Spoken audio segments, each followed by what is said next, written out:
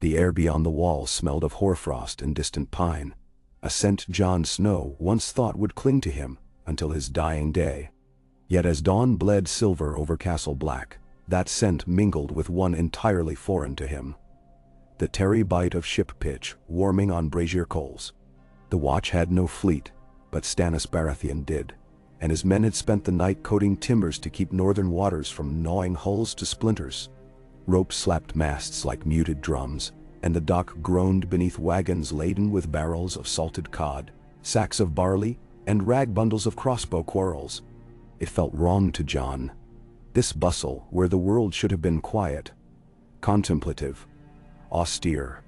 He stood beside a stack of cargo netting, black cloak flapping, ghostly in the morning light. Ghost padded at his heels, red eyes reflecting the sparking brazier. The dire wolf's hackles bristled whenever a lantern clanged or a sellsword laughed too loudly, and more than one of Stannis' men muttered cold prayers as the beast passed. Jon reached down, scratching behind a pale ear. The touch steadied them both. An hour ago, Maester Aemon had placed a parchment tube in Jon's hand, the wax unbroken but the words inside weighing heavier than chain mail. Sam had wept when he learned of the decision. Pip and Gren had raged in whispers. But the realm needed more than grief. "You'll be our eyes across the narrow sea," Aemon had said, voice thready as wind through threads. "Winter is not a single shore's burden." Across the yard, Melisandre watched. Her crimson silks seemed to drink the dawn, and the ruby at her throat pulsed faintly, as though it possessed its own uncanny heartbeat. Jon wondered, not for the first time, what fire she saw in him. When she looked his way, her lips curved, not quite a smile, not quite a scowl, and he felt laid bare, as if every doubt were tattooed upon his brow. Stannis himself approached, boots crunching frozen mud. He carried no banner, needed none. Determination clung to him like plated steel. "Lord Snow," he said, the title catching in his mouth, shaped by courtesy yet scored by impatience. "You understand your charge?" Jon inclined his head. "Your grace would have me cross to Essos."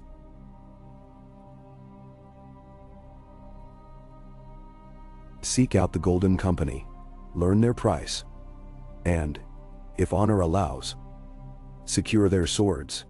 Honor seldom allows, yet the world seldom asks permission. The king's eyes were flinty, burning with austerity. The Lannisters fattened behind stone walls. The Boltons leech the north. I would see them both shattered. But words alone do not topple lions and flayed men. Gold, discipline, and resolve do. The company has two of the three. And the third? Stannis' jaw tightened. "That, Lord Snow, is what you will test." Jon looked past him, to the wall's alabaster crest. He had come to this frozen end of the world seeking escape, absolution, belonging. He knew not which any longer, and now he was to leave again, cast adrift on tides he could not command. Yet there was duty in this, as real as the oath he wore like iron. If he could bring an army west, perhaps the north would bleed less when winter's true teeth sank deep. He boarded at mid-morning. The galley maiden's gift smelled of bilge and boiled cabbage. Aft, a pair of Taroshi oarsmen bickered in lilting tongues. Sailors raised the black and stag banners of King Stannis alongside the black of the Night's Watch. A strange brotherhood stitched in canvas. Jon felt every eye note his age, his bastardy, his sword. Longclaw's pommel, carved into a snarling wolf's head, gleamed where morning struck it, glacial and uncompromising. By the time Castle Black dwindled to a pale scar on the horizon, Jon had found a perch near the prow. Ghost crouched beside him, head low, crimson gaze fixed on the chill waves. The ship's master, a leathery man called Syrian Skaggs, muttered that wolves and water made ill companions. Jon said nothing. The direwolf had braved storms of ice. Salt would not unnerve him. Night settled quickly at sea. The maiden's gift bucked on black water as clouds consumed the moon, and Jon wrapped his cloak tight, remembering soft, steady breaths of horses in Winterfell stables, the earthy warmth of straw, the way his half-siblings would quarrel over reins. That life seemed a story he'd heard once as a child. Half remembered, half believed. He tried to read Maester Aemon's letter by lantern glow, but the words blurred, not from the ship's rocking, though it rocked fiercely, but from a nagging sense of wrongness. The parchment named merchant factors in Bravos, who could vouchsafe loans, a contact in Pentos rumored to know the company's quartermaster, and an ice-speckled sigil drawn in Aemon's own spidery hand, a reminder of what Jon served. Yet nowhere did it speak of the heart pulled like wool in two directions, toward brothers who would die without help, and vows that forbade kings, crowns, and sellsword gold. He set the letter aside. Above deck, a bell tolled thrice. Watch change. Jon climbed the ladder to catch colder air. Sailcloth snapped overhead. Sailors chanted stroke counts, and somewhere amid the rhythmic splash he thought he heard a woman singing. At first, nonsense, syllables riding wind, but then he recognized the tongue. Valyrian and old. The tune wove sorrow through desire, a song Rhaegar Targaryen might have strummed upon his silver harp. Jon peered into shadow. No woman stood upon that deck. Only Melisandre, eyes closed, arms raised as though blessing the darkness. She did not open her eyes when he approached, yet the song fell silent all the same. You listen like a man starved for truth, she said. I listen like a man responsible for lives. Truth and lives are seldom companions. A gust pressed her scarlet gown against lean limbs. Across this water lie dragons waking.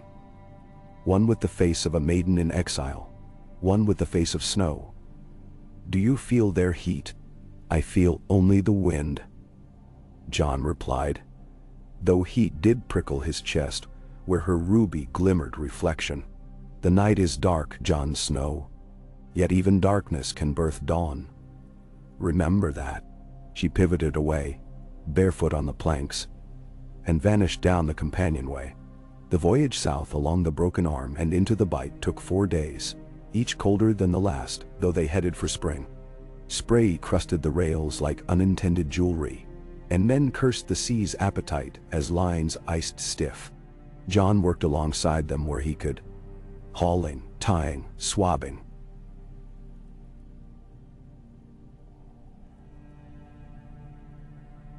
Half to still his thoughts,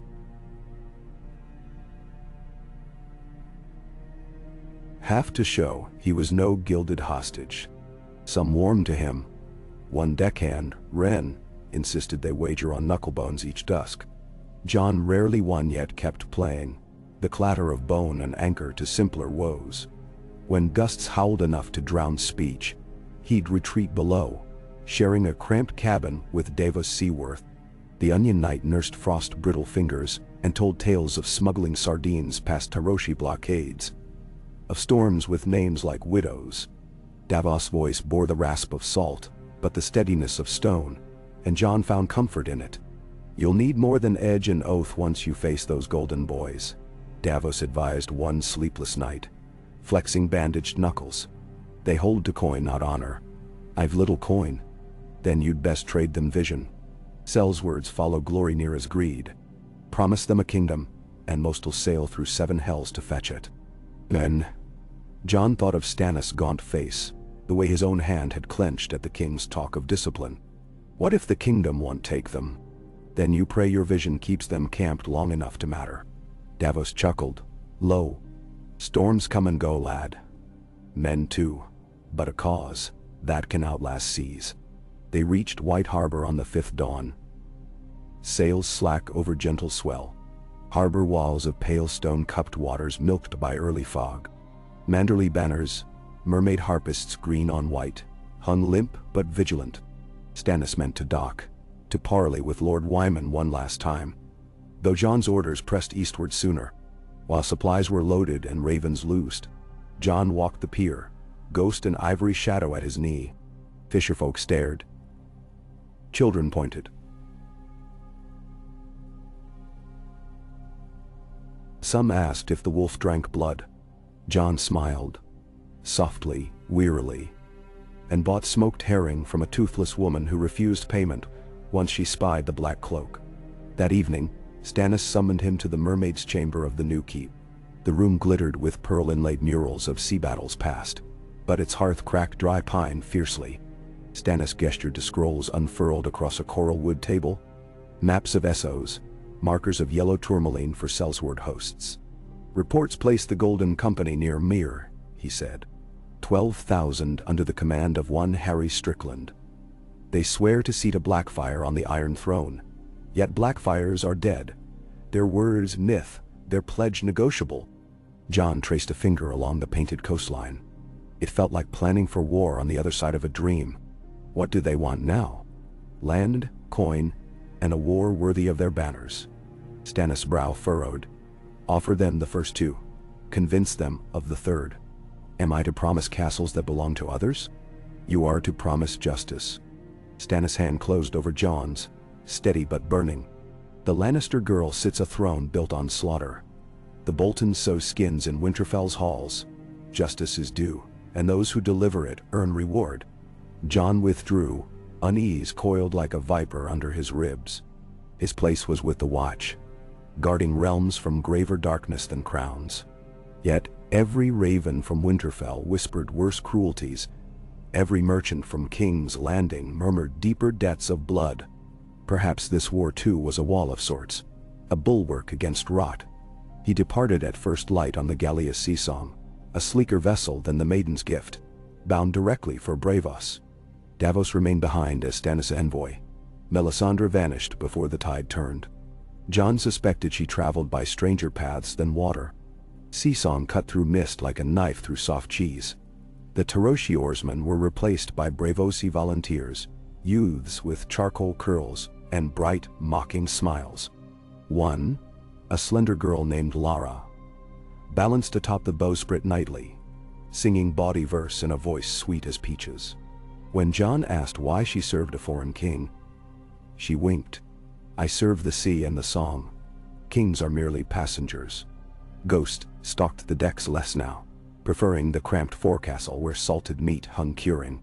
The crew learned to toss him scraps of pork fat, and soon he was mascot as much as menace. Jon wondered if the direwolf sensed the path ahead, if he dreamed of the free city's odors, spiced wine, boiled leather, dying men. Midway through the crossing, storms found them. The hull rattled like dice in a cup. Waves slapped so high the moon vanished behind walls of turquoise tipped with phosphorus foam. Jon strapped himself to a mast while sailors reefed sailcloth shrieking. Lightning tore the sky, stark and sudden, ghostly limbs clawing heaven. In those pulses of brilliance he saw faces of the fallen. Ygritte with red hair plastered by rain. Gren on the gate, Corin half-hand raising his sword. Thunder swallowed their silence but not their accusation. He thought he heard Maester Aemon then, frail yet resolute. A Targaryen alone in the world is a terrible thing. The gale howled that name, Targaryen, and Jon felt his pulse echo it, some hidden chord thrumming beneath his skin. He was no dragon. He was the bastard of Winterfell. Yet the storm insisted otherwise, dragging him into depths of lineage he dared not claim. When dawn at last peeled the clouds apart, the sea lay calm as port ink. Debris drifted by, splintered planks, a cask, a lone dead gull. But Seasong sailed untouched, as if sorcery steadied her keel. Lara swore the Braavosi father of waters had cradled them. The helmsman swore it was expert seamanship. Jon stared at the horizon until color returned to his knuckles. Whatever spared them, he thought, demanded a reckoning in time. They sighted the Titan of Braavos 2 days later, its bronze fists raised eternal against invaders. Sunlight burnished the giant's face, so it appeared aflame with pride. Seasong passed beneath, oars lifted in salute. Jon felt its shadow fall over him like benediction, cold and absolute. Behind the Titan sprawled canals threaded with purple-roofed manors, domes of copper, spires of lead glass catching dawn. Bells rang, gulls skirled, and perfumed smoke drifted from floating markets. Compared to the austerity of the wall, the city was a fever dream. Custom scribes in plum robes boarded, tallying cargo and shuffling coin. Jon presented letters bearing Stannis' seal and Aemon's cipher. The officials eyed Ghost uneasily but waved them through. Braavos respected the watch, or at least the iron banks reached behind it. A mooring line settled, gangplanks thudded. John disembarked into a swirl of dialects. Liceni lilt, Volentine drawl, the clipped vowels of Westerosi merchants. The cobbles beneath his boots were veined green marble damp from tide water. Lanterns still burned in archways, though sunlight crowned every roof. He rented a modest room above the House of Seven Lamps, a sailor's haunt, smelling of saffron stew and stale pipe leaf. Ghost prowled its stairwell, scattering rats fat as kittens. John secured Longclaw beneath the featherbed's frame and set about deciphering the next step. Do. A contact named Quent, no surname, no lineage, waited at the Aria Stair near the Purple Harbor, a place where sellswords bartered futures and bravos dueled for coppers. On his second day he found the stair, 100 steps of lavender stone descending into a crescent plaza ringed by brothels and arms forgers. Quent revealed himself with the subtlety of a trumpeting goat, plump, perspiring, with rings on every digit and perfumes that warred for dominance. Yet his eyes were sharp as whetted hooks. "You are the Stark boy who isn't," Quent said, licking pastry sugar from thumb. "Or so coin whispers. I am a man of the Night's Watch on King's business." John kept his hand near the dagger at his belt. Quent laughed, throat wobbling. "Night's Watch, King. Sellswords. Everyone hires everyone in Bravos. Question is, can you pay the fee?" "Monsieur Nawar." John unfurled a scrap of parchment stamped with the Iron Bank's sigil. "This note covers passage to mire and fair compensation." Quent's brows rose. "A loan from our esteemed, sharp-fanged friends? They must believe you will win." He tapped his nose. "Very well. A cog leaves tomorrow's dawn the Morella. She runs swift, her captain slower. But both for sale. You and your hound will sail under my guarantee." "Direwolf." "Yes, of course." Quent bowed, the movement remarkably fluid for his girth. "See? Already I learn." Then, that night, John walked the moon pool's edge beneath lanterns of stained crystal. Gondolas drifted, lovers whispered. Minstrels coaxed silvered chords from high-necked lutes. Beauty pressed upon him, heavy as armor, and with it a ache he could not name. Maybe for a Winterfell that might never unfreeze, maybe for a red-haired wildling buried beyond a wall of his own making. Ghost paced ahead, tail low, as though even the wolf felt disquiet in paradise. He paused on a bridge carved with mermen bearing tridents. Water lapped below. Reflections shattered lantern light like a mosaic of fireflies. Somewhere distant, a woman laughed, full-throated, fearless. John closed his eyes, letting the sound wash him like a promise he might one day keep. He remembered words the old bear once spoke. "Battles are easier than peace. At least in battle, a man knows where to point his sword. In peace, the sword turns inward." At dawn, cargo cranes groaned over Purple Harbor, as stevedores loaded fleece, olives, and casks of red wine onto Morella. The cog's hull was painted indigo, its figurehead a weeping maiden. The captain, a wiry Cohoric named Surak, greeted John with curt nods and demanded triple the agreed rate for the wolf. Quent's note covered it, but resentment lingered in Surak's narrowed eyes. They slipped their moorings at high tide. Bravos receded, a tapestry folded into distance, while gulls circled, crying farewells. John watched until the Titan dissolved in haze. With it went a piece of certainty he hadn't realized he'd gained. The sense that in Bravos, even a bastard might broker destinies. Now he sailed toward lands ruled by sharper bargains. The first leg hugged the coast of Lys. Warm breezes replaced northern bite, and sailcloth billowed languid as snakeskins. Crew shed furs for linen. John stripped a tunic and felt the sun-kissed scars left by ranging. Ghost panted, unaccustomed to heat, and spent afternoons sprawled beneath coiled ropes, tongue lolling. One night, a sailor passed John, a wineskin fragrant with peaches. He drank sparingly, yet flavor burst bright as summer fields. It reminded him of Sansa's stories of Southron tourneys, of Robb sneaking tarts from the kitchens. Such memories were daggers now, but perhaps daggers could carve paths as well as kill. On the 12th day, they anchored off Tyrosh to exchange cloth for dyewood. The harbor stank of fermenting mulberries. Dockhands' beards dripped neon pigments. Jon remained aboard, but from deck he spied gilded pleasure barges, dervish dancers twirling beneath opal lights. Temptation painted itself in every hue: gold for coin, amethyst for curiosity, crimson for flesh. He turned away, focusing on the far horizon where Mire waited, land of spears for hire. Yet sleep eluded him. He dreamt of a hall of mirrors, where each reflection bore different eyes. Gray, violet, wildfire green, yet all were his own. They spoke no words, but the weight of legacy pressed him breathless. When he awoke, Ghost stood over him, fur bristled, as if the dream's phantoms prowled the waking world. Mir's coast appeared finally beneath a morning smudged with heat haze.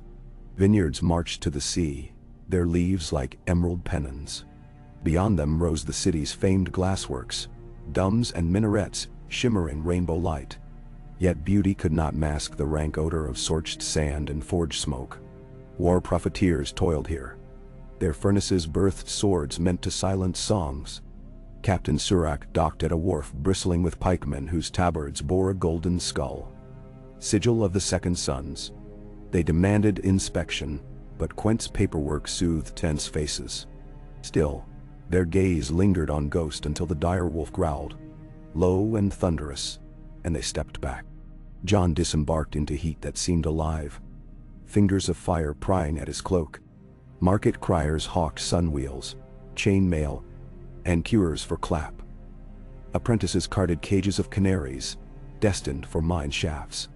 Amid this cacophony, a single banner caught Jon's eye. A crowned skull above crossed daggers, rendered in gilded thread.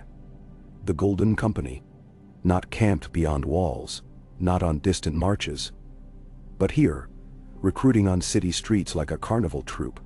Men clustered beneath it, old sellswords smelling of steel oil, fresh-faced youths clutching spears too tall for them, grizzled veterans with scars spidering jowls.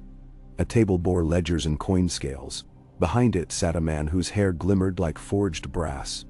His armor was simple but immaculate, his gaze flat as a slate pond. Jon knew instinctively he looked upon homeless Harry Strickland. He was not ready. The taste of the sea still coated his tongue, and dust already clung to his boots. Negotiations of this magnitude required preparation, leverage, perhaps the lacquer of mystique. Yet fate had set the pieces quickly, impatient for his move. He inhaled, steadying heart and mind. Ghost ranged beside him, a pale specter in the mirrish sun, and conversation stilled as the two advanced. Jon felt hundreds of eyes settle, curious, wary, perhaps covetous of the wolf's pelt. He walked until only the table separated him from Strickland, then removed his glove and laid Maester Aemon's sealed tube upon the ledger. "A letter of credit underwritten by the Iron Bank," he said, voice carrying in the hush. "And an offer." Strickland's lips twitched, neither smile nor frown. He broke the seal, scanning quickly. Around them, the market resumed its roar, yet Jon heard only the flutter of parchment.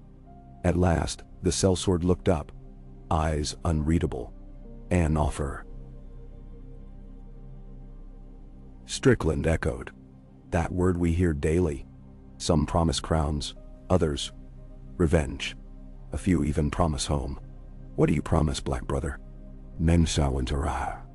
Jon met his gaze without blinking. "A legacy worth more than coin, and an enemy worth dying to defeat." Silence pooled like molten bronze. Strickland set the letter down and leaned forward. "Come at dusk," he murmured. "Alone. Save the wolf, if he obeys. Speak then, if you dare." Jon inclined his head and stepped back. Ghost matched him stride for stride until the crowd swallowed their shadow. His pulse hammered, but not from fear. This was the beginning, the first stone placed in a wall no winter could fell. As the sun tilted west, casting long blades of gold across Mir's dusty streets, Jon Snow prepared to barter destiny. Okay. Dust swirled along the Mirish lane like embered breath from a forge, turning every cobble the hue of rusted gold. Jon Snow felt each grain settle upon his cloak as he walked. measuring the city's pulse. Mir pulsed fast, too fast. Its streets throbbed with the hum of glassblowers' bellows, the clang of armorers' hammers, the bawdy yelps of wine vendors.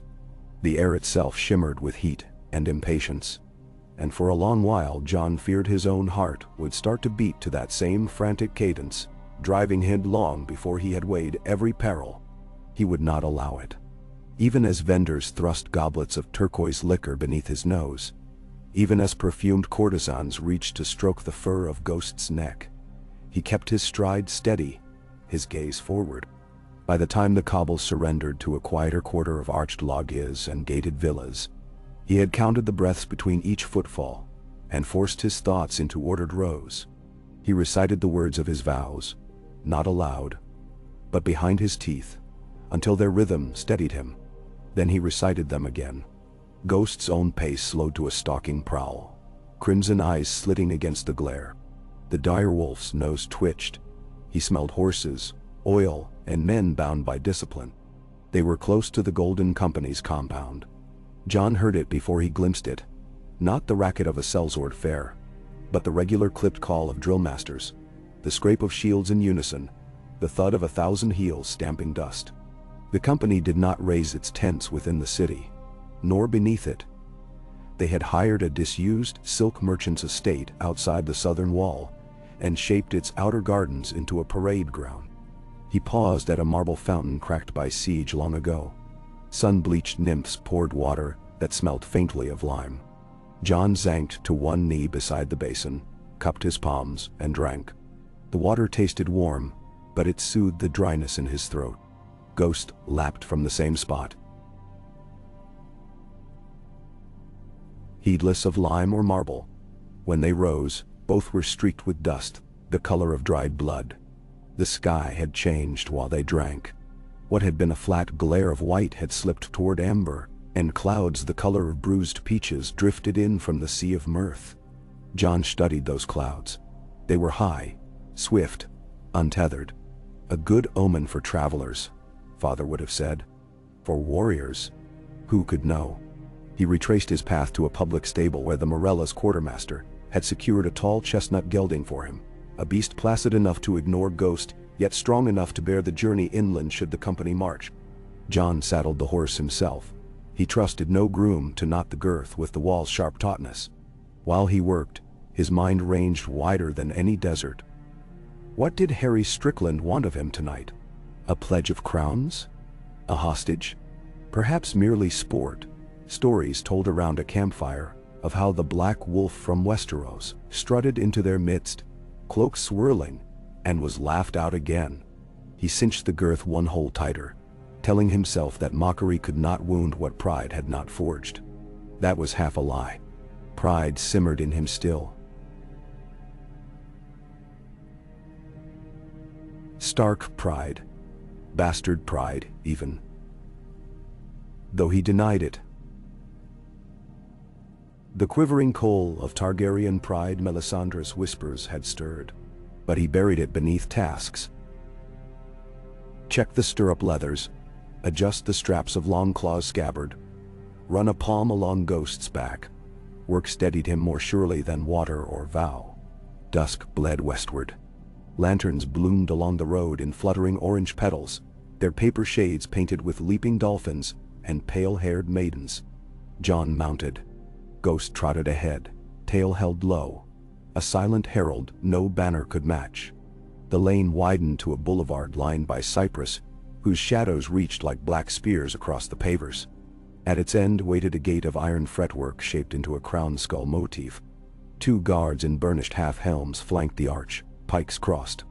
Their war skirts were striped sunset and ash, company colors. One guard eyed Ghost warily. The other, perhaps bolder, stepped forward. Name and purpose. Jon drew back his hood. Jon Snow, envoy under letters of credit from the Iron Bank and King Stannis Baratheon Dation. Captain Strickland expects me. Then? The bold guard glanced at his fellow. Neither moved. Then both stared past Jon's shoulder, where Ghost had settled on his haunches. Jaws parted just enough to show white fang. The bold guard cleared his throat. lifted one pike, and rapped thrice upon the gate. The iron lattice shuddered open. They did not escort Jon inside. They only watched him pass, eyes never leaving the direwolf. Within lay neat order. Gravel paths scored a parade ground of packed earth. Rank on rank of tent-framed pavilions stood beneath cypress and silk banners. At their heart rose the villa's main hall, colonnaded, its facade painted once, but now worn to the pale of bone. Torches flickered between every column. Their smoke curled skyward like prisoned phantoms. Though the day's last light still lingered, the yard thrummed with soldiering, squads marching in cadence, armorers sharpening, grooms walking destriers. Yet the clatter held a curious quiet, as if discipline itself absorbed sound. A stable boy ran to take the chestnut's reins. Another handed Jon a brass lamp shaped like a seahorse. The captain's hall. He pointed. Jon nodded, murmured thanks, and followed the path. Ghost paced at his knee, drawing sidelong looks from grooms and squires. Only one man reached to touch the direwolf's fur. An old sellsword with a leopard pelt knotted about one shoulder. Ghost froze, ears twitching. The man withdrew with a soft laugh, flashing teeth filed to points. Jon kept walking.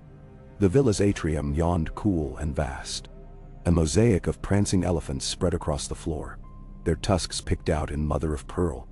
Sconces cast wavering light onto frescoes of long-forgotten Myrish triumphs. Above, the roof was open to a square of darkening sky where the first star already burned. Guards nodded Jon onward. Their obedience was casual yet complete. These were men used to orders that became habit rather than burden. Harry Strickland waited alone in a side chamber hung with faded Myrish lace. He had set aside breastplate for a loose sand-colored tunic cinched by a golden belt. To Jon he looked less a war captain than a bureaucrat grown weary of scrollwork. Only the sword on a low table promised steel behind the parchment. "Lord Snow," Strickland greeted, voice soft, almost buttery. "Or shall I call you Crow? Ravens wear black, crows caw. Yours is a different feather. Call me Jon." He stopped 3 strides from the table. Ghost settled beside him, head level with the sellsword's thigh. Strickland noted the proximity with a flick of eyelids, but showed no other sign of concern. Jon took stock. No guards inside the room, only the sword and a decanter of pale wine with 2 cups. One wall opened onto a peristyle garden, where lotus blossoms floated in a marble pool. Their scent, syrup sweet. Crickets chirred. If Strickland meant treachery, he concealed it in quiet luxury. "A cup?" The captain lifted the decanter. Jon hesitated, then inclined his head. Strickland poured. The wine glimmered, silver green. Jon tasted, dry, cool, hints of pear. He set the cup down after one swallow. Ghost's nose twitched at the unfamiliar aroma. Strickland sipped, then folded his hands. "Your Iron Bank credit is generous. Your king's promises," he tapped a finger on the scroll Jon had delivered earlier, "are bold. Land in perpetuity, rights to plunder certain rebel holdings, remission of previous outlawry for any company men attainted in Westeros. Yet gold spends surer than royal gratitude. Why should we trade our sure coin for your uncertain justice?" "Mendosan." Jon met his gaze. "Because justice for the realm means stability, and stability breeds lasting profit. If you seat a just ruler, markets thrive. Ask the Bank of Bravos. They calculated those odds." He did not mention how the Iron Bank had hedged their wager with a clause demanding Winterfell as collateral should Stannis default. Some truths serve better unsaid. "A just ruler." Strickland's mouth twisted. "We have heard that phrase before, from Blackfires, from Targaryen pretenders, from Dornish upstarts." He set down his cup. "Do not mistake me. I admire zeal. But my men admire being paid on time even more." "Then let's discuss the schedule," Jon answered. He drew a small leather pouch from his cloak and untied it. Inside lay 6 rough sapphires, each the size of a broad bean. They caught torchlight like captured stars. "These are earnest money. More await in Bravostar. I'll pay half your standard fee upon signing, the rest on landing in Westeros Diete. Bentum?" Heaven. Strickland plucked one gem, held it to the lamplight, and smiled. Not warmly, but appreciatively. You come prepared.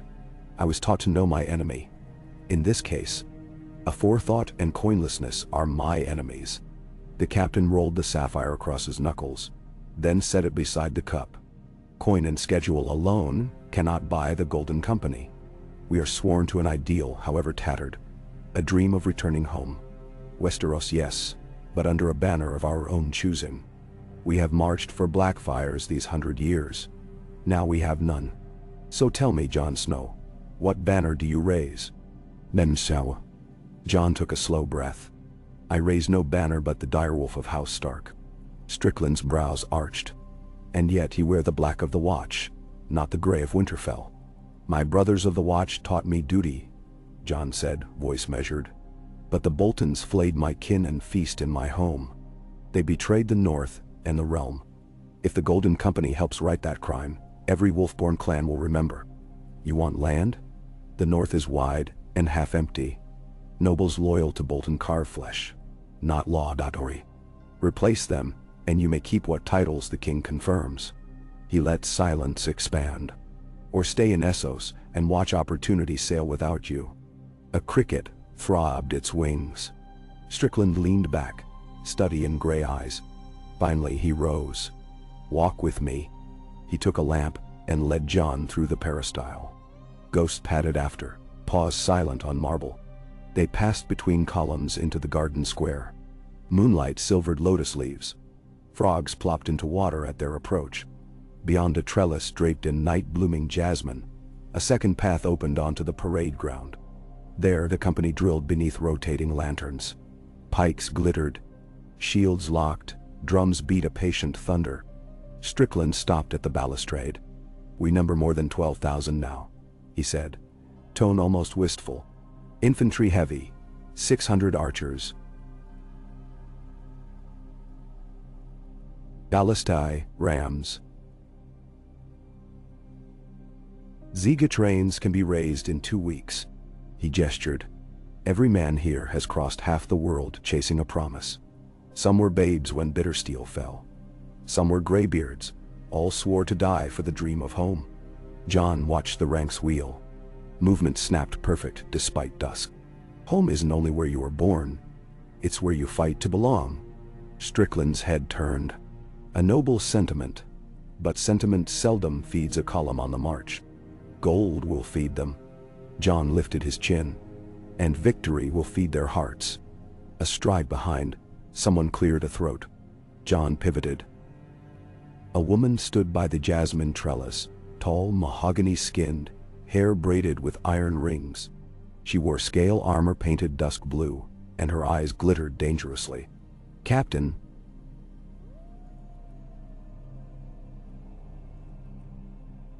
she said. Some of us wonder whether talk buys rations. Black, Balak, Strickland murmured. Our sergeant of the company archers. He inclined his head. This is Jon Snow. Balak's gaze flicked ghost, then to Jon's sword. A boy with a wolf, pretty sight. But I prefer deeds. Her Marish accent clipped each word. Then test them, Strickland said, almost amiably. The boy and his wolf together. A display might amuse the men. Jon's spine chilled. He recalled stories of pit fights where sellswords hurled captives against starving bears for sport.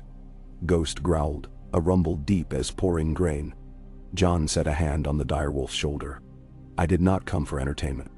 I came to hire you. And now why? A duel need not be mere sport, Strickland countered. Let it be demonstration. Survive 3 bouts against selected champions. Prove worth beyond coin. Do that, and I will call a council. Balak smiled thinly. The first bout then? Now, Captain. Now. Strickland's voice sealed the matter. Jon's pulse hammered. He weighed refusal, but refusal might brand him craven before thousands whose loyalty he sought. He unbuckled Longclaw. Ghost stays beside me. Wolf fights too, Balak insisted. Strickland lifted a palm. Together, but no killing. Wooden arms, dulled points. If blood must be spilled, let it be shallow. Ben? Jon nodded stiffly. He followed Balak across the parade ground. Soldiers parted, circling into a rough arena. Torches jabbed their light between helmets. Dust rose like incense. Word spread swift. Foreign crow, direwolf, challenge. Cheers ragged as torn cloth rippled outward. A rack of practice arms stood nearby. Quartermasters handed Jon a blunted longsword. Shield rimmed in leather. They ignored Ghost. How does one fit a wolf with practice fangs? Jon stooped to Ghost's ear, whispered, "No throats." The dire wolf licked his glove. Fiery eyes alight. Balak beckoned a hulking spearman forward. The man's scalp was shaved, save for a horsetail, his arms roped with scars. He tapped his spear's shaft against his bronze greave. A second quartermaster clipped a weighted washer onto the spear point to blunt the thrust, but lengthen the heft's danger. Jon tested the shield's grip. Too loose. He tightened the strap, exhaled, centered. Davos' voice rang in memory. Storms come and go, but a cause can outlast seas. Tonight, the cause had eyes. Gray, gold, and crimson all around him. A drum boomed once. The spearman lunged. Jon pivoted. Shield raised. The spear cracked against leather. Reverberation numbstruck his arm. He slid aside. Shortened his blade. Swung for the man's exposed flank. The blunted steel struck armor, jolting bone but drawing no blood. The spearman grunted, reversed the haft, swept low toward Jon's knees. Ghost leapt. White muscle flashed in torch glare. Teeth clamped on the spear's haft, yanking sideways. Timber splintered.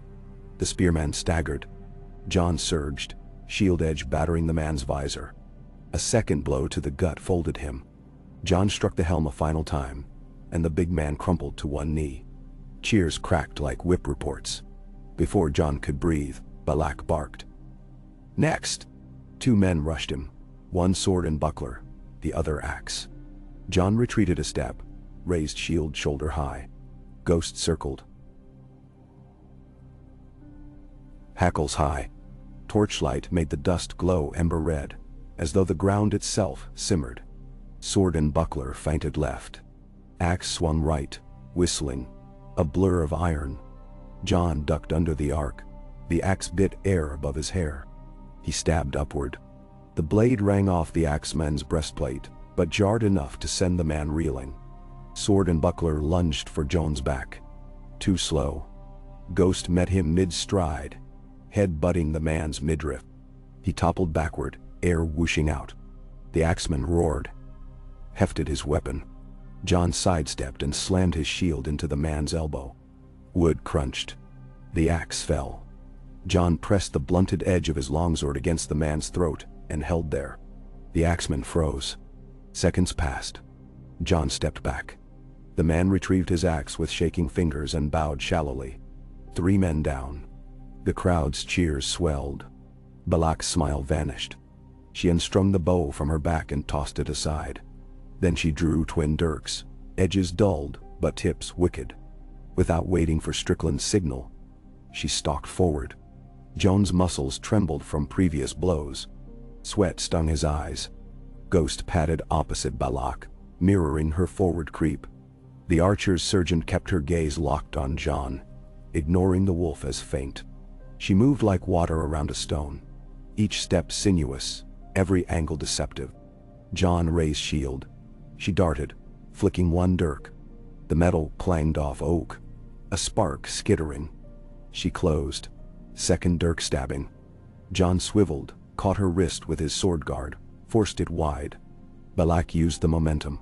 Her knee drove into his thigh. Pain flared. Jon grunted, wrestled her arm. But she twisted free, wheeled, slash for his ribs. Long claws blunted twin met her steel, catching edge on. Sparks leapt. She pushed, face inches from his. Her breath smelled of chicory and iron. Ghost lunged for her calf. Balak leapt, foot planting on the direwolf's shoulder. She vaulted, spun, landed behind Jon. Instinct screamed. He dropped prone as her blades scythed air where his neck had been. He rolled. Shield first. She landed on it, knees denting wood. He heaved. She toppled, lost grip on one dirk. Jon kicked it aside. Balak somersaulted backward, lithe as a cat, both feet planting. She drew a third dagger from her boot. How many knives did she hide? Blood roared in Jon's ears. Ghost circled, awaiting opening. Balak flicked her wrist. The boot dagger whistled for Jon's sword hand. He jerked aside, but edge grazed his gauntlet, slicing leather. His fingers tingled. The blunted longsword felt 10 stone heavy. Balak advanced again. Smile reborn and sharp. Jon's mind raced. Sword against twin dirks favored her speed. Shield slowed him now. He unstrapped it, hurled it toward her face. She batted it aside, laughing. Exactly when Ghost struck. The dire wolf sprang, foreclaws raking her shoulder. Balak twisted, the wolf's weight spinning her sideways. She kept footing. Swept a dirk across Ghost's muzzle, just enough to warn, not cut. Ghost landed, snarled. Jon sized a moment, closing from her blind side. Hilt met wrist with a hollow crack. The second dirk dropped. Jon reversed his blade, pommel thudding into Balak's chest, and she staggered. He stepped in, pressed pommel to her throat, forcing her against a torch post. Ghost stopped beside him, lips peeled back. Balak's chest rose and fell, but she lifted empty hands in surrender. The crowd erupted in shouts. Some cheering, some jeering. Jon released pressure. Stepped back. Balak massaged her wrist, then inclined her head. Good, she said, voice hoarse. You fight like a wolf, bite and breath both. She retrieved her fallen blades and sheathed them.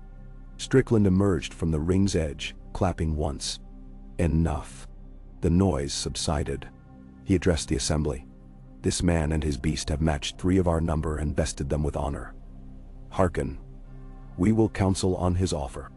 A brief silence followed, then a roar of approval, mixed with the groaning of those who had lost bets. Drums pounded thrice, signaling disband. Soldiers melted back toward tents. Some moved close enough to clap Jon's shoulder, praise Ghost's ferocity, or spit in contempt, though none spat near the wolf. Strickland gestured for Jon to follow. They returned to the lace-hung chamber. A servant brought fresh water and linen bandages. Balak remained, wrapping her bruised wrist. Strickland poured wine anew. You proved grit, he said. Yet grit alone doesn't win campaigns. We convene our officers tomorrow at midday. Present your full terms then. Tonight, rest. Jon set the longsword on the table, numb hands unclenching. I need quarters strong enough for a dire wolf. South wing, second door. There is a fountain and cool stone. Your beast may drink. Strickland's expression softened by a grain. You impress them, Jon Snow. That is rare. None nawanya. Balak grunted assent. But we weigh more than swords. Bring strategy. Bring roads, larders, allies. Bring ships. I will, Jon answered. They escorted him to the south wing, a cloistered hall with high carved doors. Inside lay a modest chamber. Plaster walls painted dawn pink, a cot of cedar, a small brazier unlit. A copper basin of water sat on a stand. Beside it, a platter of olives, cheese, flatbread. Ghost nosed the basin immediately and drank. When the door closed, the hush felt vast. Jon stripped dust-crusted tunic, sponged arms and face. Purple bruises darkened his ribs already. He flexed his sword hand. The glove was sliced, skin grazed but not deep. He pressed cool cloth against it, relishing the sting. It reminded him he still lived. He ate standing, chewing slowly. Flavors felt distant, drowned by adrenaline. Tomorrow he must convince not just Strickland, but every captain beneath him. They would want lines of march, supply estimates, weather data, harbor soundings. He had some, gleaned from Stannis' maps and Maester Aemon's notes. But too little. Braavos might aid again, yet ravens flew slower than suspicion. He would need cunning and help. He thought of Davos. The Onion Knight would already be twisting Lord Wyman's ear, negotiating ships and grain. Perhaps a raven tonight could reach White Harbor ahead of him. He searched the room. Parchment and ink sat upon a low desk. He sat, steadying his breath, and began to write. Lord Davos Seaworth, he began, using the plain address of a friend, though Davos deserved more. Secured audience with Golden Company. Negotiations hinge on shipping tonnage, northern supply guarantees, and landing rights at White Harbor. Need firm pledge of 3 months' grain, 30 transports, and harbor passage free of toll for mercenaries. Can Wyman commit? Speed essential. Also requires statement of northern lords. Support for freeing Winterfell. Without such, Sellsworth's doubt enterprise. Send reply via fastest bird to Mere, care of Captain Strickland's villa. Light your fires, my lord. Winter wins only if we let it. He sealed the letter with wax stamped by Stannis' borrowed signet. A crowned stag in a heart of flame. A servant outside carried messages. Jon entrusted the missive with strict instructions to find a reputable Myrish ravenry this very night. When the servant left, Jon stood at the open window. Mere's skyline burned with lantern fires. Glass furnaces beyond the wall emitted a low glow like dragon breath. The odor of molten crystal mixed with jasmine. He inhaled, let it out. Ghost padded to his side, muzzle nudging his hip.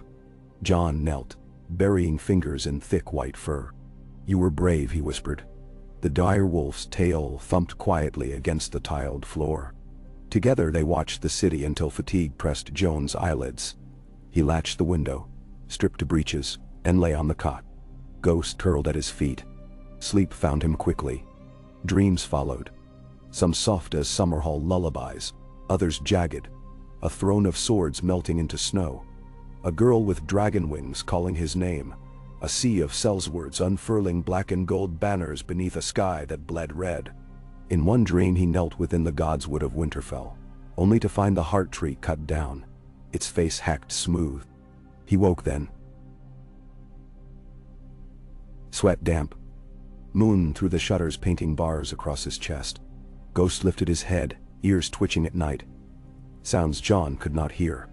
But no threat came. Eventually both drifted back into uneasy slumber. Dawn crept in gray and cool. Jon rose, dressed, flexed bruises.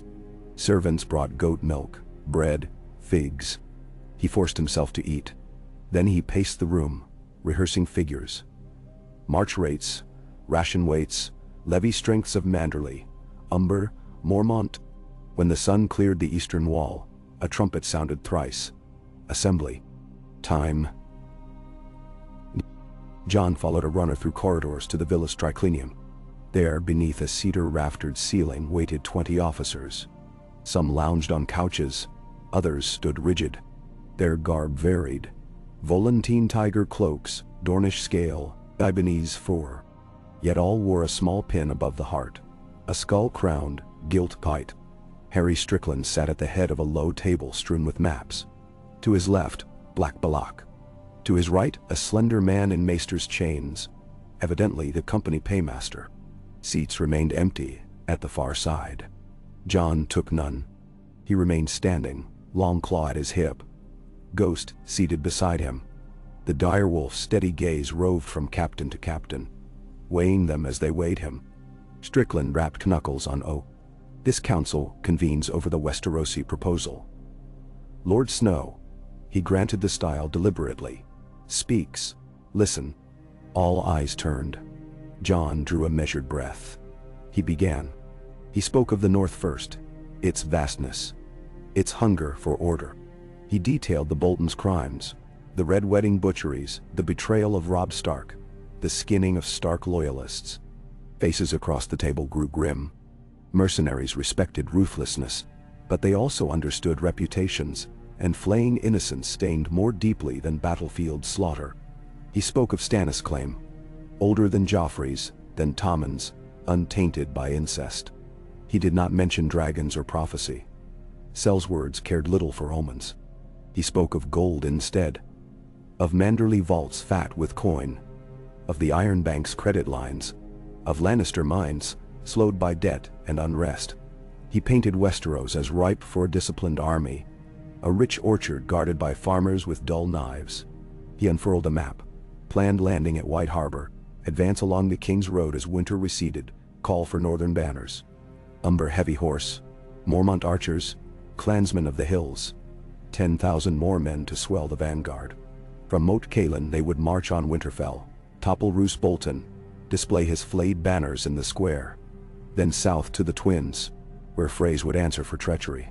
Each victory would add prisoners turned levy, grain, and plunder. For every road, he cited distances in leagues, average daily marches by foot and horse, river fords, supply depots. He had studied Maester Aemon's addenda long into night. Now he recited them with surgeon clarity. Officers leaned forward. Even Balak ceased her habitual drumming of two fingers. When Jon listed the rations White Harbor had promised, salt fish, root vegetables, oats, one captain scribbled notes on a wax tablet. Another muttered, "Enough to cross the neck twice." Jon spoke 40 minutes without pause. At the end he stood silent, letting figures echo in torchlight. Then he said, "The Golden Company was founded on the dream of returning home. I cannot give you Blackfires or dragons. I offer you land, gold, and the chance to carve your own keeps in a realm starved for justice. March with me, and the North will remember. Refuse, and another company may take what should be yours." Bah. Silence held. Strickland glanced at his officers. Questions? A Volantene captain flicked his quill. "Swear the land grants in writing, with King's seal." "You'll have written contracts witnessed by the Iron Bank and Lord Manderley," Jon replied. An Ibbenese giant rumbled. "What of Lannister countercoin?" "They pay double. Lannister gold is smelted on debt," Jon said. "Their mines produce less each year. Ask the bank. They know." He gestured to the paymaster, whose slight nod lent weight. Balak asked the last, most pointed question. "Why you, Jon Snow? A bastard crow offering kingdoms?" He held her gaze. "Because I stand on two worlds, Night's Watch and North, justice and necessity. I know the price of vows and the cost of breaking them. I will spend my life to keep my word. Can your other patrons promise that?" Balak's lips parted, then closed. Strickland surveyed the chamber. "We vote." He produced wooden tokens. Skulls carved upon one side, blank on the other. Each captain would lay token into a bronze ewer, face hidden. Skull for acceptance, blank for refusal. They filed by, dropped chips. Ghost watched noses twitching at each movement. When the last captain passed, Strickland shook the ewer, then upended it. Tokens clattered across the map. "Bend you." 13 skulls. 5 blank, dotty. A breath exhaled across the room like a collective breeze. Strickland inclined his head to Jon. "The council approves. We march at the turn of the moon, after grain wagons arrive. Contract to be signed within 3 days." "They know." Jon's knees might have trembled then, but he stood fast. "You have my word and my gratitude." A thin smile ghosted Strickland's lips. "Save gratitude for victory. Tonight we drink, tomorrow we plan." Officers dispersed, some clapping Jon's shoulder. Balak paused before him. "You fought well," she said. Wrist now bandaged white. "But battlefields differ from arenas." "I know." Her stare softened a fraction. "Train your wolf to heed bugles, or he'll spook the ranks. And teach your men to respect him, or they'll end in his jaws." She moved on. Strickland remained by the table, rolling one sapphire between finger and thumb. "Land, gold, a cause," he mused. "Perhaps that is enough." Jon nodded. "It will be." Strickland offered the stone. "Keep this. A token, until contracts inked." Jon accepted, closing fingers round cool facets. "I'll return with signed charters. We'll ready the elephants." John blinked. "Elephants?" The captain's smile reached his eyes. "Did you think we left our namesake beasts behind? 24 lumber in the western paddock. They fare poorly on ships, but with luck and calm seas, they'll set foot in your north." He chuckled at John's expression. "Imagine Frey archers, when gray towers of flesh thunder their gate." John pictured snowy fields trembling to pachyderm charge and felt a thrill, half fear, half hope. "Imagine the stories small folk will tell." He bowed, then turned to go. Ghost fell in beside him. In the courtyard, trumpets already sounded shifts. The company moved with renewed vigor, as if the very vote had tightened sinews. Soldiers saluted John and Wolf alike. Above the compound, the sky unfurled spotless blue, the color of early winter dawn in the north. Yet tasks pressed. He must send ravens to Stannis, to the Wall, to White Harbor. He must secure ships, buy salt pork, hire Myrish smiths to fit northern girths for elephant harness. Plans upon plans. But for one heartbeat he allowed triumph to wash through him. A bond forged, an army won. At the villa gate he paused, feeling eyes upon him. Turning, he saw a boy, no more than 12, leaning against a cypress. Face smudged, clothes patched, but eyes bright as new steel. "Lord," the boy called softly. "Message for ye." He extended a scrap of parchment. John frowned. Who even knew where he lodged? He took the note. The boy vanished between tents. John unrolled the scrap. Its writing was a cramped Myrish hand he did not recognize. Black sails in the bay. They hunt the wolf. No signature. Nothing more. He looked toward the harbor, where masts forested the horizon. Black sails. Too many powers used black. But instinct prickled. The kind that had driven him to duck Balak's dirk. The kind that stirred Ghost's nose. He tucked the scrap into his sleeve, mind already racing. Enemies were set in motion. The Golden Company now marched under his promise. But promise could not shield against knives in the dark. Ghost nudged his thigh, sniffing the parchment. Then the wind. A low growl vibrated beneath white fur. John rested a hand upon the direwolf's head. "Eh," he murmured. "I smell it too." The sun had barely climbed when shadows stretched long. Tomorrow, contracts. Tonight, precaution. He turned his steps not to his chamber, but toward the armory. Work steadied him. And soon, he sensed, only work and steel might keep dream from nightmare. Bow, ka, pandi. The furnace roar of the Myrish armory breathed orange light across racks of half-finished helms and greaves. Sparks flew when mauls bit iron, and every strike chimed through the vaulted chamber like a temple bell. John watched a hammer fall, felt its echo against his ribs, and remembered Winterfell's smithy, Mikken whistling as he shaped a horseshoe, Arya perched on a barrel, pretending it was a stallion.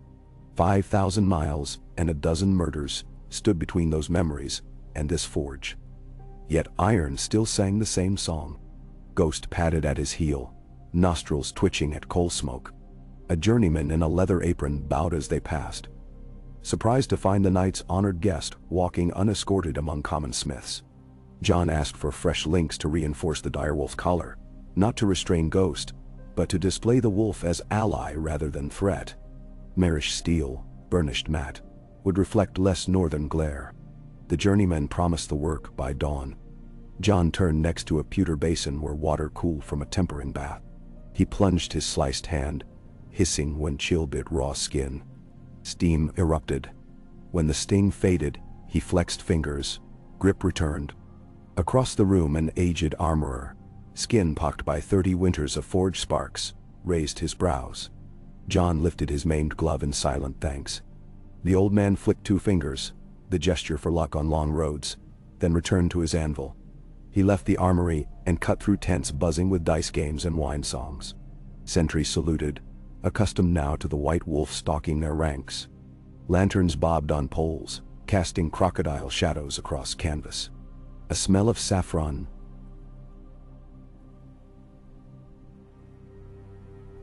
sweat, and horse leavings thickened the air. In one corner, a cluster of archers plucked lutes, their melody a bawdy ditty about a Taroshi courtesan and an unsheathed spear. Ghost sneezed at a discordant chord. The players laughed until they saw Jon and offered abrupt, drunken bows. At the east fence he found a boy keeping watch over the elephants. Moonlight silvered their gray hides.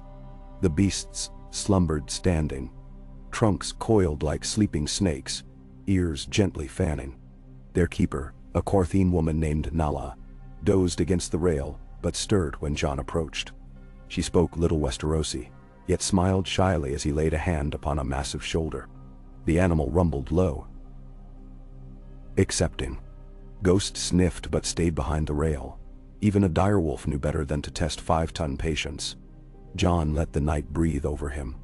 Clouds skated past a waning moon. Somewhere far beyond southern horizons, the wall would gleam ice blue under the same light, empty of his footfalls.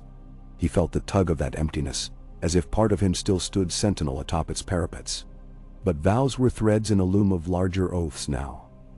Justice for the North, safety for the realm, and perhaps, though he dared not frame it fully, the quelling of doubts that whispered of snows stained silver by dragonflame. He returned to his chamber before cockcrow and slept in fitful bursts until dawn horns. Breakfast was olives, onion flatbread, and a wedge of goat cheese so sharp it made his eyes water. He ate while rereading the signed pledge the paymaster had delivered. The Golden Company bound for Westeros, by the turning of the moon, 24 elephants, 3 trebuchets, 10,000 pike, 2,000 horse, 800 archers, 500 sappers. In return, 100,000 golden dragons, in 4 tranches, plus keepership of all Bolton and Frey lands, south of Deepwood Motte, contingent upon victory. The document bore 6 seals, Strickland's, Balak's, the paymaster's, and Joan's own makeshift mark. A scratch of twin direwolf heads facing north. A knock interrupted him. A lean bravo in striped trousers bowed. A Bravosi envoy waits outside camp. Jon buckled Longclaw and followed. At the southern gate a barge litter, its curtains sewn with purple glass beads, rested on shafts borne by 4 oarsmen. Inside sat a slight woman in dove-gray robes, hair bound under a silk scarf. Her face might have been 15 or 40. The dawn made her ageless. She rose as Jon neared. "Sir Jon Snow," she greeted, pronouncing the vowels as though tasting them. "I am Valessa, servant of the many-faced god." Bravosi trained to that god tended coin more often than blades, but Jon inclined his head respectfully. "I bear answer from the Iron Bank." She handed a scroll. He broke the wax. "Copper crabs of Bravos," and read, "Credit line confirmed. 2 galleys provisioned. White Harbor pledges grain for 1 month. Stannis demands confirmation of sale within 30 days. Beware rival agents in Mire. Lannister gold moves swiftly. Teco Nestoris." Jon rolled the scroll. "Thank you, Valessa. Your god inspires swift quills. Then, the many-faced god inspires finality." She corrected gently. "With quills, merely obey." She studied Ghost. "If death comes for you, may it be merciful." With that blessing, how else could Bravosi bless? She stepped back into the litter. Oarsmen hoisted it and marched toward the harbor. Jon watched the purple beads glint out of sight, then strode to the command pavilion. Strickland, Balak, and 3 majors huddled above maps.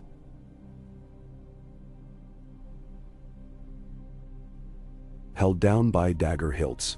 Jon relayed the bank's letter. Strickland nodded, satisfied. 2 galleys cover perhaps a fifth of our troop, the captain said. We still lack 15 transports. Jon tapped the parchment. White Harbor commandeers northern merchants yearly for cod runs. Manderley can spare hulls. We march first to Bravos. Load there, sail together. A Volantine major frowned. Your galleys risk Lannister raiders. Jon produced the anonymous note from the night before. Black sails are already in Mire. Euron Greyjoy flies black. He pointed at the map's coastline. If he seeks alliance with Lannisters, His longships prowl these straits. We sail under Bravo's escort and stay off the main trade lane until north of Tyrosh. Ew. Balak leaned over the table, braids swinging. Greyjoy enjoys burning towns. Provide him a more tempting target and he'll chase. What target? Fake treasure ships, he said. 2 hulks packed with pitch. Let Ironborn board, then fire the lot. Lure them far east first. Strickland's expression was unreadable. Risky. Riskier to have his reavers cut our line mid-voyage, Balak countered. Jon met Strickland's eyes. Bolton skins hang on Winterfell's walls. Frey's butchered guests. Greyjoy's sacked Winterfell once already. I mean to end that. He turned to Balak. Plan your trap. She touched 2 fingers to her chest in assent. The major from Volantis muttered a curse but made notes. The meeting stretched until midday. Rations were allocated by pound. Water tiles scratched shipping drafts. Officers argued over cavalry placement amid snows. One insisted elephants could not cross the neck's causeways. A Mirish engineer offered flat-bottom rafts. Balak joked that elephants swim better than sellswords. Jon let them wrangle. Argument forced them to own the plan. When the sun climbed high, Jon borrowed a horse and rode to the harbor. He found the Iron Bank's galleys. Smooth sailing and banker's wager. Anchored under striped flags. Their captains, Lacini twins with gold teeth, agreed to ferry Jon and a small delegation to Bravos ahead of the host. Sails at dawn, weather holding, promised the elder twin, Verisno. The younger, Myrno, laughed. Weather never holds. Jon paced the quay, sending ravens to Stannis, Davos, Maester Aemon. Each letter succinct. Company secured, marching to Bravos, sailing in 26 days. Need harbors cleared. Scouts on the neck, word to Karstarks, and Glovers to rally hidden men. He signed each, sealed with black wax, and tipped the rookery factors heavily for haste. At twilight he returned. Elephants trumpeted under starfire. Someone had lit colored lanterns among the tents. A feast, cheap wine, spiced hare, and fiddles wailing out of tune. Whirled in a glade south of the fence. Jon skirted that revel, preferring solitude. He found himself at the training ring where he'd fought Balak. Torch stubs smoked. Sand or scuffs of boots now gone. He knelt, scooped a palm of dust, and let it trickle. Tomorrow this dust would march toward distant snows, if saboteurs or doubts did not destroy the accord first. A hush fell behind him. He stood, turning. The boy who had delivered the cryptic message emerged from shadows, eyes wide, breathing hard. "Sirs sent me," he whispered. "Gold cloaks in harbor, asking after a crow and a wolf." "Gold cloaks?" Jon echoed. "City watch of King's Landing, they say, but these wear red lion pins. Lannister agents indeed." Jon crouched, voice low. "Where do they lodge?" The boy pointed northeast toward the Silk Quarter. Jon pressed 2 silver stags into his palm. "Good. Stay unseen." The boy fled. Jon straightened. Lannister spies here meant Cersei or Tywin, though Tywin lay dead by now if rumors were true. Sought to buy or sabotage the company. Either way, their presence threatened everything. He turned toward the officers' tents. Black Balak answered his summons, armed. Her expression sharpened as he spoke. "Lannister gold," she muttered. "They cannot match your bank's coin, but they can sow fear." She called 2 scouts, lean Essos whose eyes held patient death. They vanished into night with orders to track every lion pin. Strickland listened in silence when Jon reported, then poured 2 cups of pear wine. "Your war grows larger, Lord Snow." He drank deeply. "So does my steak." 2 nights later, the first corpse washed against the cypress pilings of the company's pier. A clerk from the paymaster's staff, throat cut. Lannister lion pendant shoved between his teeth. Strickland raged. Balak ordered doubled watches. Jon spent dawn beside the humble funeral pyre, reciting a night's watch prayer the clerk would never have known. In the smoke he saw the face of the old bear, muttering warnings about treachery's knives. Assassins struck twice more. Poison in a sutler's wine cask, A midnight arrow through the tent of a quartermaster. Each killed not captains, but the logistical minds. Men who tallied grain or listed horseshoes. John traced the pattern, crippled the supply chain, and used strangle the march. He set ghosts to patrol the storerooms, his mere presence enough to deter footpads. He walked aisle after aisle of salt meat, barley sacks, and weapon crates, until stevedores grumbled that the white wolf hunts ghosts in our shadows. He accepted the jest, but kept walking. A week passed. Scouts returned with news. Lannister agents had sailed for Volantis after their last murder, fearing company reprisal. But iron-born reavers had indeed gathered off the stepstones, black sails blotting horizons. Balak's fireship trap became imperative. She selected 2 half-rotted merchant hulks moored upriver. Carpenters patched them just enough, lined their holds with jars of lamp oil, pitch-smeared straw, and crates of cheap gems to tantalize raiders. Volunteers from the crossbow ranks, eager for hazard pay, crewed the ships. John visited them the night before launch, offering a solemn vow. "You sail under peril for every child skinned in Winterfell. We will not forget." One archer laughed bitterly. "If we burn, memory's all that's left." John clasped the man's wrist. "Not all. Justice waits north. Memder." At dawn they hoisted patched sails and creaked down the channel. Ghost stood beside John on the breakwater, ears flattened against sea wind. Elephants trumpeted farewell from behind him. The fireships dwindled to smudges upon the jade water. John whispered a silent order to the gods. "Guide them unseen until the ironborn hunger blinds them." Preparations accelerated. Strickland drilled infantry twice daily. Balak oversaw Fletcher's crafting storm-spined arrows. The engineer built elephant rafts and ballista frames. John joined pike blocks. Sweating under foreign heat, muscles burning as he copied their square formation. Soldiers learned to accept his commands without resentment, not because he held title, but because he sweated beside them. A fortnight after the murder wave, news reached camp. King Tywin's death confirmed. Cersei crowned regent for young Tommen. Varys and the imp vanished. Rumors of dragons in Slaver's Bay. Officers drank to the old lion's passing. Deaths among rulers meant markets of swords reopened. Strickland raised a toast to the storm coming west. John drank water instead, mind turning on dragons. He saw again Melisandre's fiery silhouette and heard her speak of faces of snow and maiden exile. If Daenerys Targaryen lived with dragons, her path and his might cross. Would she welcome Sellswords who helped seat Stannis, or see them as thieves of her birthright? Too many futures to weigh. That night, he penned a letter to Maester Aemon. "Dragons may stir beyond Selhorys. If Targaryen princess gains strength, we must weigh alliance over enmity. I remain crow, but snow melts beneath fire. Counsel me, old friend." I. He sealed it with plain wax. No symbol. The letter traveled via a Lassini whaler headed east. Its fate would rest with wind and fortune. 5 days later, scouts returned from the fireship expedition. Their leader, a scarred Pentoshi, limped into the war council, sweat-soaked, smelling of burnt. "Ironborn took the bait," he reported hoarsely. "Boarded both hulks off Black Mast Isle. We fired the holds. Flames leapt mast high. 2 longships burned outright, 3 more crippled. One lordling, Victarion's cousin, they said, went down with his beard alight." Balak allowed herself a rare grin. Strickland pressed a silver stater into the scout's palm. John exhaled, one threat blunted.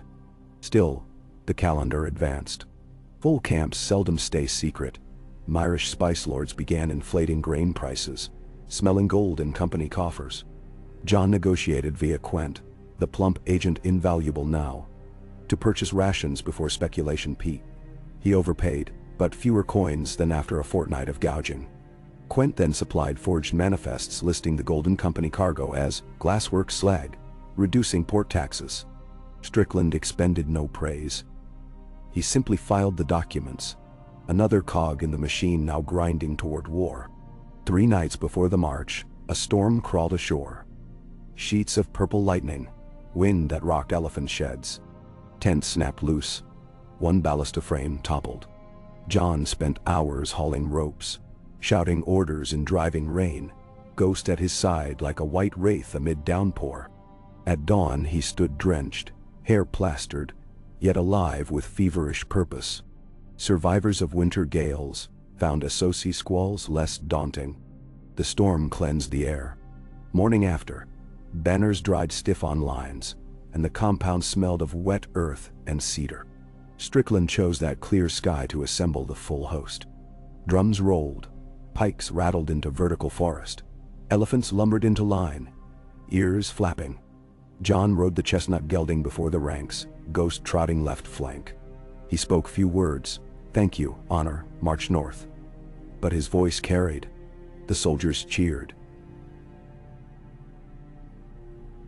Shields hammered sword hilts, elephants trumpeted. Dust rose like smoke from a pyre, drifting west on wind bound eventually for Dragonstone. King's Landing, the Wall.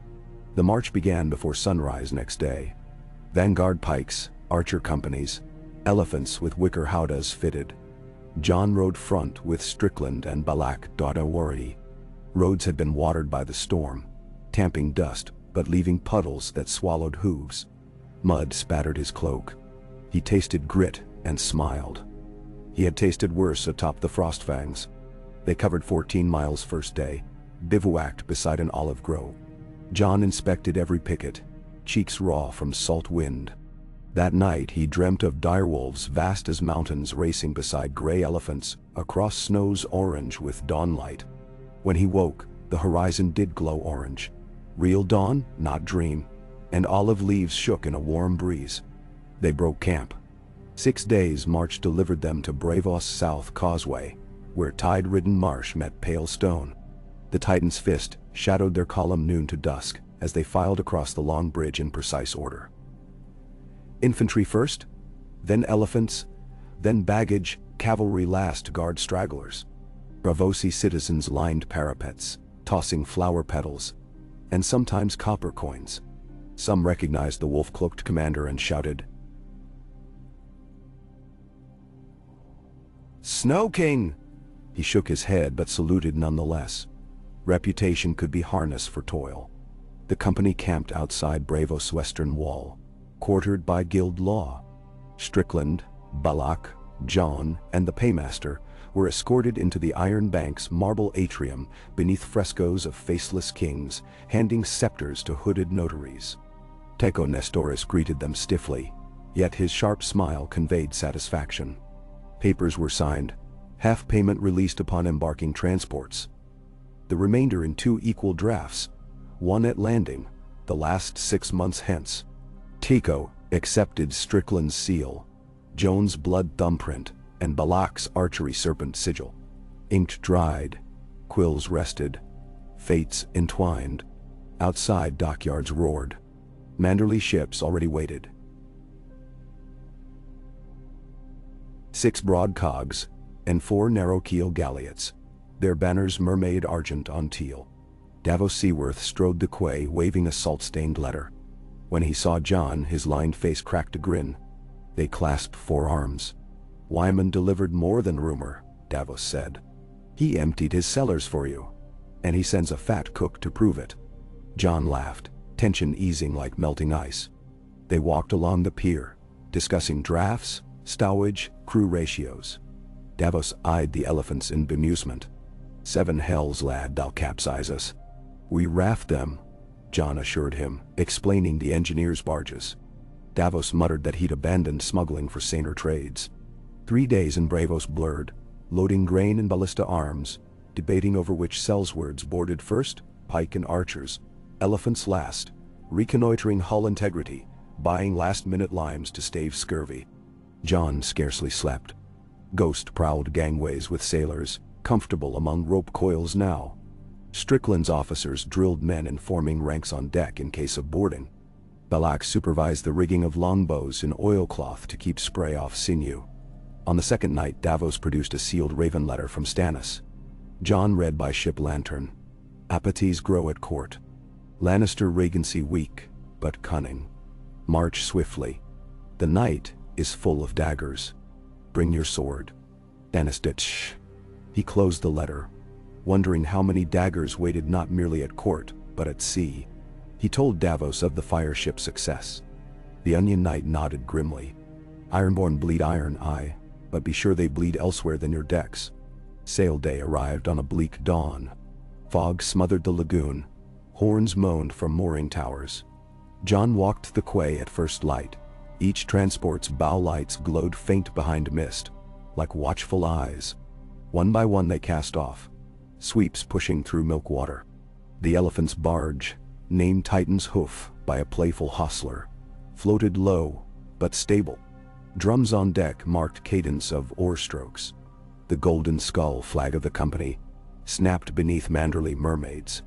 Black Jonas himself might have laughed to see his heirs sailing under such patchwork banners. Jon boarded the flagship galley, Maiden's Roar, ironically named but strong. Davos captained. Strickland and Balak shared the quarterdeck. Jon stood by the prow, Ghost beside him, wind ruffling cloak and fur. As Braavos receded, bells tolled prayer hour. He watched the Titan fade into fog, hand on the wolf's neck. East is behind, he whispered. Home lies ahead. The fleet angled northwest, hugging Tyrosh Lane one day, then veering deeper to sea to avoid pirate coves. Blue water rolled mild. On second sunset, Jones' lookout cried, "Sails, black, 10 leagues aft." Long ships, low in water, oars flashing. Davos ordered oars shipped, sails trimmed for speed. Balak deployed her deck archers, but Jon raised a fist. "Let them chase," he called. Fireship lure. 2 disguised hulks waited half a league to starboard. Crews sighted the Ironborn, raised decoy flags of merchant prince houses. The long ships broke formation, angling for plunder. When the foremost grappling hook bit railing, a torch fell into the pitch hold. Flames exploded, leaping mast high. Ironborn shrieked. Some leapt overside into churning sea slick with burning oil. The second hulk ignited minutes later. 2 more longships sheared away aflame. Others cut lines, fled south, hull smoking. Jon watched through spyglass until smoke blended with dusk. The fleet sailed on. 3 days passed without further pursuit. On calm nights, Jon walked decks, speaking with captains. Manderley first mate who missed snow crabs, Bravosi fisherman turned pilot, a Dothraki horse archer who had never set foot on a ship until now. Each story tightened the weave of purpose. Weather held until the shivering sea currents birthed gray swells. Spray-iced rails at dawn. Men unused to cold shivered. Jon distributed spare furs. The elephants suffered worse, ears drooping. Their keeper Nala brewed decoctions of warm grain and honey. Jon ordered stocks diverted. "If they die, morale dies," he told quartermasters. The keeper smiled her gratitude. On the 12th day the fleet sighted the fingers of Sisterton, jagged coastlines of Westeros. Seagulls wheeled, crying. Men cheered to smell pine resin. Jon felt the scent strike like a spear of memory. Ned Stark's cloak smelling of same timber. Ghost lifted muzzle, howled once. The sound carried vast across slate water. At dusk White Harbor Lighthouse winked amber from its drum tower. Fires blazed upon the breakwater, signaling safe entry. Manderley banners unfurled in answer. The fleet rode up the blister to sheltered quays where crowds of small folk already gathered. Word of their coming had flown on raven wings. Children pointed at elephants. Women held babies high to glimpse the white wolf. Some older men spat at sellsword banners, memory of Ironborn and Southron ravagers.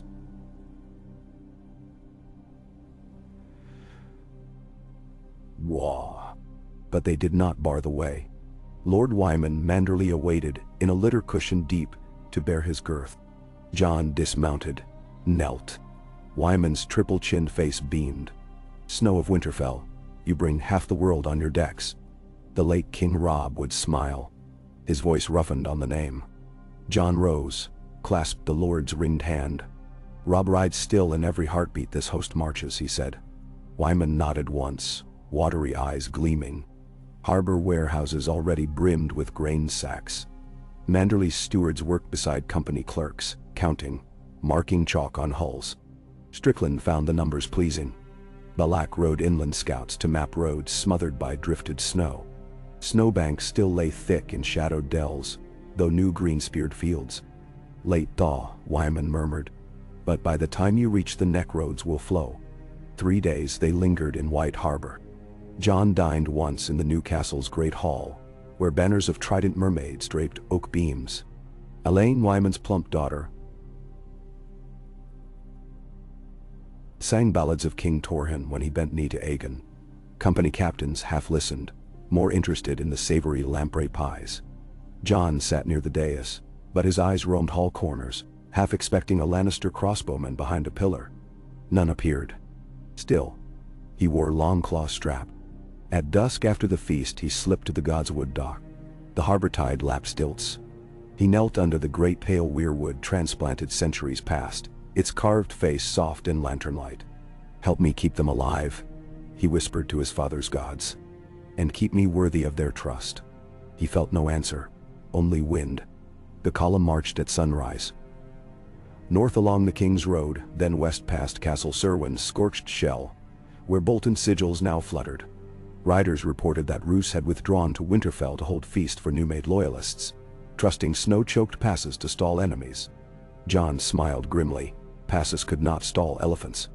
Villages emerged from winter's sleep to watch the army. Some cheered. Others hid children behind thatched doors. John halted often to speak with elders, offering grain shares and restoration of stolen lands once the Boltons fell. Word spread that the bastard of Winterfell rode with foreign giants to avenge Stark blood. Hill clans began shadowing flanks, burly men in bearskins carrying rust-flecked axes. But friendly, curious. John shared salt beef, invited clan chieftains to war parleys. They agreed to gather clans at Moat Cailin.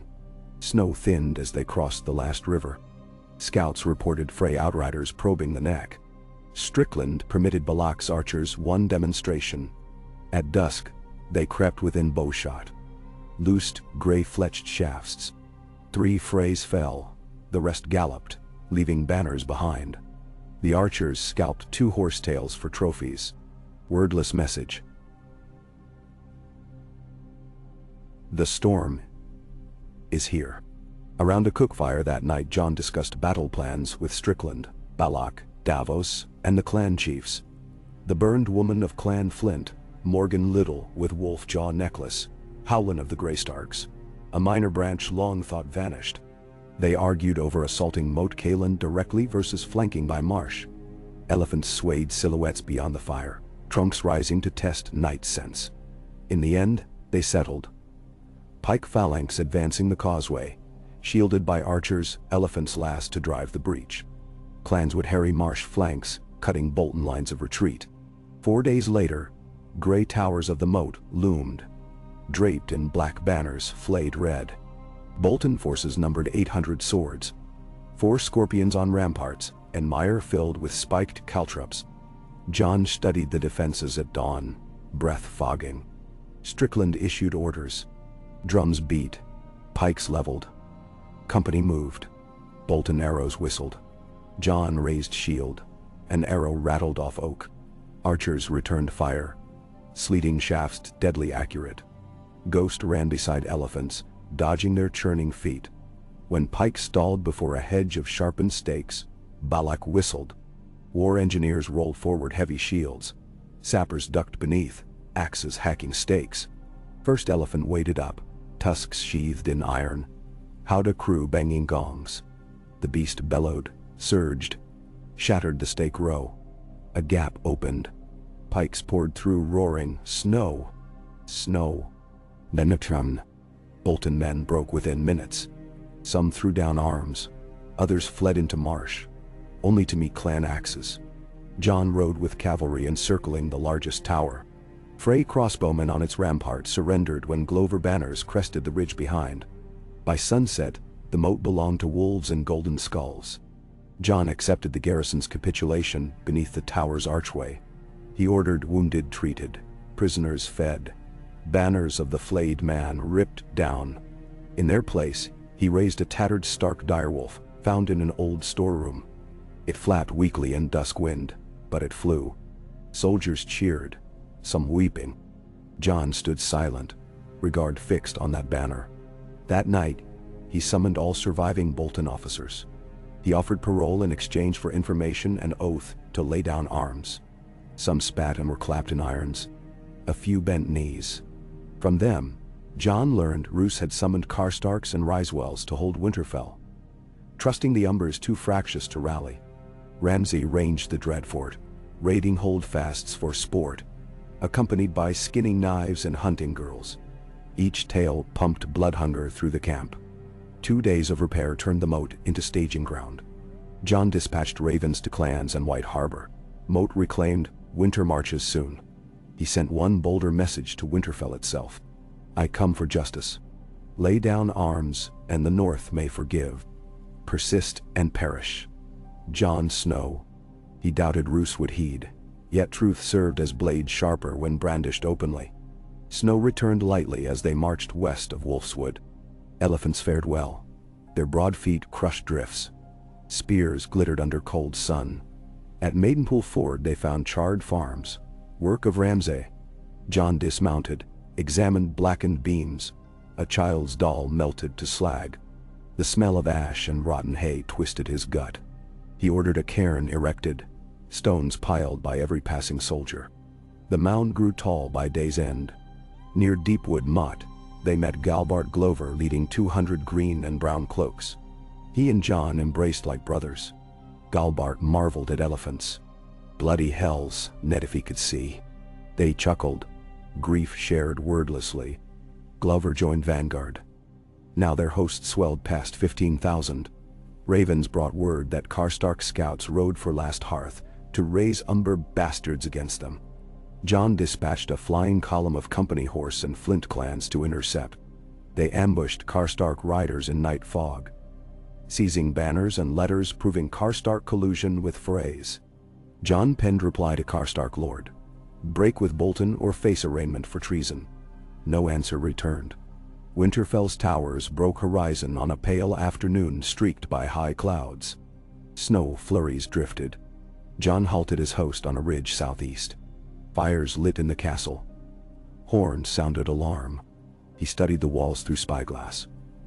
Bolton, Frey, and Karstark standards flew. Stark's direwolf absent. Tomorrow? Strickland asked. Dawn, Jon replied. That night he called council. They studied a maester's drawing of Winterfell. Curtain walls, inner ward, gatehouse, crypts. Elephants could batter the gate. Archers would suppress ramparts. Sappers would mine beneath the north tower. Clan spears would storm through broken postern. Davos warned of hidden pits Ramsay likely dug. Balak suggested sending Ghost to scout. Jon refused. Ghost was fighter, not spy. Instead, he volunteered to lead a small infiltration at midnight. Through the postern left known only to Skagos pirates decades ago. Entrance hidden by rubble, but perhaps still passable. Strickland objected. Risk to their envoy. But Jon insisted. Knowledge of the castle's twist passages belonged to him. 6 volunteers accompanied. 2 company scouts, 1 Flint, 1 Manderley, Balak herself, and the paymaster's aide skilled with locks. Ghost led, nose to frost. They moved under quarter moon, crossing fields dusted white, breath clouds vanishing quickly in chill. Rampart torches flickered overhead, watchers' silhouettes pacing. At the rubble mound Jon knelt, brushed snow aside. Beneath lay cracked masonry forming a low arch half-blocked. Years back, Robb, Bran, and he had explored down there hunting imaginary grumpkins. He felt old dust beneath gloves, found the notch, levered a stone. It shifted. Balak and the Manderley pushed. A gap widened. One by one they slipped inside. They crept along a narrow tunnel smelling of earth and stale air. Ghost's eyes glowed ahead. After 50 paces, the passage angled upward, ending behind a rack of rotting barrels in the old brew cellar. Jon eased a trapdoor. The cellar above lay silent. They emerged, daggers drawn. Ghost padded up steps into the corridor beyond. Distantly they heard revel noise. Frey minstrels playing off-key, Bolton laughter. Ramsay's arrogance marked every echo. Jon led through servant passages until they crouched in a niche overlooking the great hall's gallery. Below, a feast sprawled. Roose seated at high table, Walda huge beside him.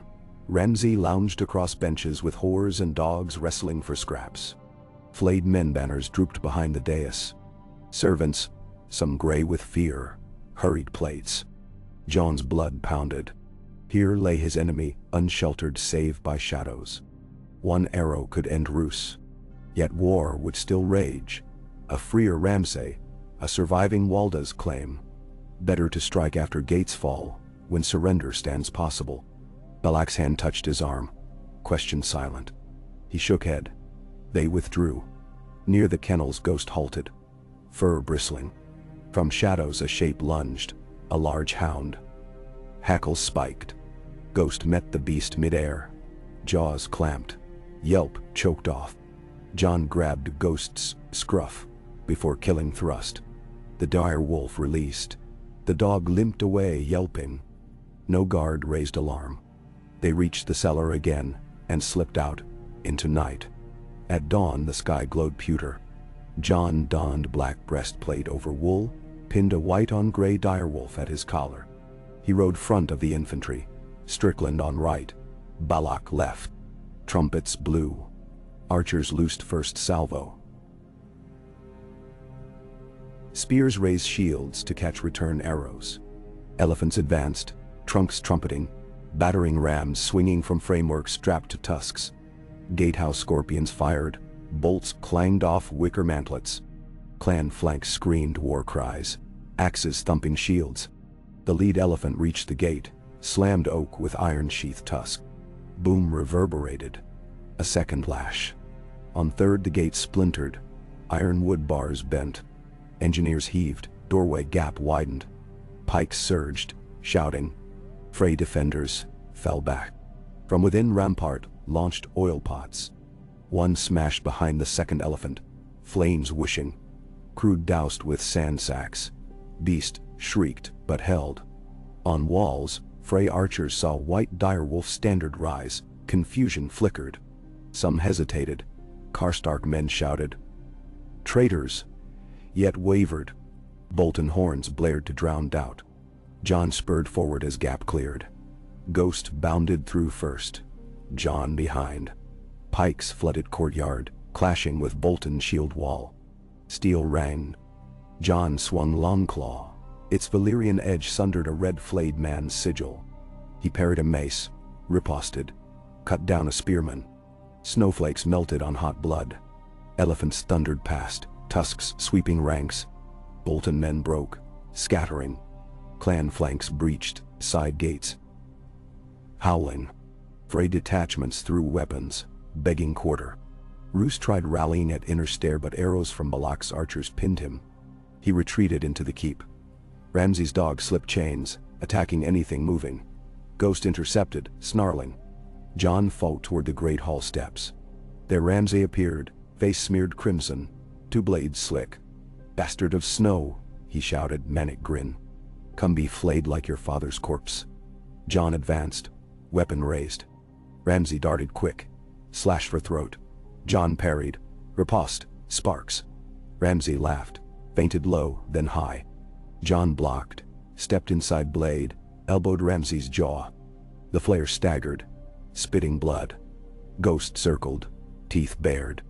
Call your mutt, Ramsay sneered. I'll skin him too. He flicked throwing knife. It hissed past, grazing Jon's cheek. Jon lunged. Longclaw cut deep across Ramsay's sword arm. Blood jetted. Ramsay shrieked, dropped blade, clutched wound. Jon kicked his knee. Bone cracked. The bastard fell. No, Ramsay gasped. Mercy. Jon raised sword, hesitated. An execution in heat of battle risked signals. But some men deserved no quarter. He swung. Steel flashed. Ramsay's head toppled. Expression still curved in mad shock. Ghost howled. A chorus rose from soldiers who saw. Word flew that Ramsay's terror ended. Inside the keep, Roose barricaded hall doors. Sappers planted charges. After 3 blasts, hinges burst, company pikes surged. Roose stood on dais, blade steady, though pallid. "Slaughter begets slaughter," he called. "Release me, and I swear." An arrow from Balak struck shoulder, pinning cloak to wall. Company men disarmed him. John entered, face streaked, removed helm. "You skinned my kin," he said quietly. "But the North remembers." Roose's eyes shifted, calculating still. But hope faded. John ordered him chained, alive. Let northern courts decide fate. Vengeance must answer to justice. By evening, stark banners flew once more above Winterfell. Snow drifted gentle, as if blessing clean slate. Fires burned Bolton bodies outside walls. Frey prisoners knelt in mud, awaiting judgment. Company soldiers patrolled but looted nothing. Strickland enforced iron discipline. In the Godswood beneath the ancient heart tree, clan chiefs and captains gathered. John stood before them, ghost at his side, long claw point down in snow. He spoke of debts. To Golden Company for blades, to northern houses for faith, to fallen for blood. He pledged restoration. Carhold to be reclaimed, Dreadfort razed, Frey lands forfeit. Murmurs of approval rippled. Strickland stepped forward, gold skull glinting on his cloak. "Our contract ends upon securing Winterfell," he announced. "But new contracts begin. This land calls for wardens. We accept the Dreadfort and Barrow Hall as our own, to guard in stark name." "Nam?" Cheers erupted. John clasped Strickland's wrist. Balak touched her injured shoulder where arrow bite throbbed. "Winter's archers now," she said, half smile. John nodded. Later John climbed Winterfell's battlements. Torches flickered across courtyards where company, clans and freed townsfolk mingled. The air smelled of pine smoke and crisp snow, not burnt flesh. He exhaled white plume. Below, blacksmiths already repaired gates. Women scrubbed blood from stones. Renewal had begun. Footsteps sounded. Davos joined him, cloak whipped by wind. "Word flies fast," he said. "Crows north at the wall, ravens south to the king, maybe even sparrows to the capital." John stared south where darkness cloaked the king's road. "Cersei will not sit idle." "No," Davos agreed. "But tonight you gave the realm a story. The bastard who returned with giants to kill the Flayer. Stories wield sharper edges than swords." John rested gloved hands on stone. Edges cut both ways. A howl echoed. Ghost appeared, muzzle silver with snow, eyes bright. John knelt, pressed forehead to the dire wolves. "We came home," he murmured. He rose then, gazing beyond ramparts into night. Somewhere dragons rode skies. Somewhere south, a boy king clutched a lion-forged crown. Beyond all, white winds circled, biding time. Battles remained, but for this breath, victory warmed the cold. Snowflakes drifted, silent, joining old drifts. The North remembered, and under shadow of broken banners, new oaths took root. Oaths sworn by a crow who walked among Sellswards, and by Sellswards who dared dream of home. Under their watch, Winterfell's fires climbed higher, flaring orange against dark. A beacon seen perhaps as far as the wall itself, promising that in a world of knives, honor yet could march iron-shod. Beneath a wolf's banner snapped taut in northern wind. Ah, Ka. The snows upon Winterfell's rooftops lay pristine again, white as the underbelly of a mountain hare, hiding the jagged scars of battle beneath a fresh silence. In the stillness after victory, the castle seemed to hold its breath, half believing that the siege had merely been another grim northern fable told to children on cold nights. Yet when dawn came, its pale light found smoke still rising from charred sheds, dark stains frozen into the stable's cobbles, and chipped stone where crashing trebuchet stones had gouged the curtain wall. Ravens perched along the merlons, their croaks carrying across wards still cluttered with half-mended ladders and abandoned pavises. But the air no longer smelled of panic. It smelled of cedar fires, horse sweat, trencher bread baking once again in deep ovens, and the faint, sweet tang of pine spilled from freshly hewn timbers. Jon Snow passed through it all unnoticed at first, cloak turned gray with rime, boots uneven from a night spent walking the battlements. He paused near the smithy arch, when a slender stable girl lifted startled eyes to him. She held a half-frozen bridle, fingers raw and scraped. Her gaze sought the direwolf padding at his side, then darted away in hurried deference. Jon offered her a tired but gentle nod, and Ghost, sensing peace, merely sniffed before slipping past the steaming forge to rest beneath a rack of pikes. Inside, sparks fountained in quick fits as Micken's old apprentices, returned from hiding on the battle's second day, brought Winterfell's anvil back to voice. Each hammerstroke felt like a heartbeat the castle itself had missed for too long. Jon watched them straighten. Scorched stirrup irons, resaffed pike heads lost in the yard's muddy churn, fuse broken mail rings with patient pliers.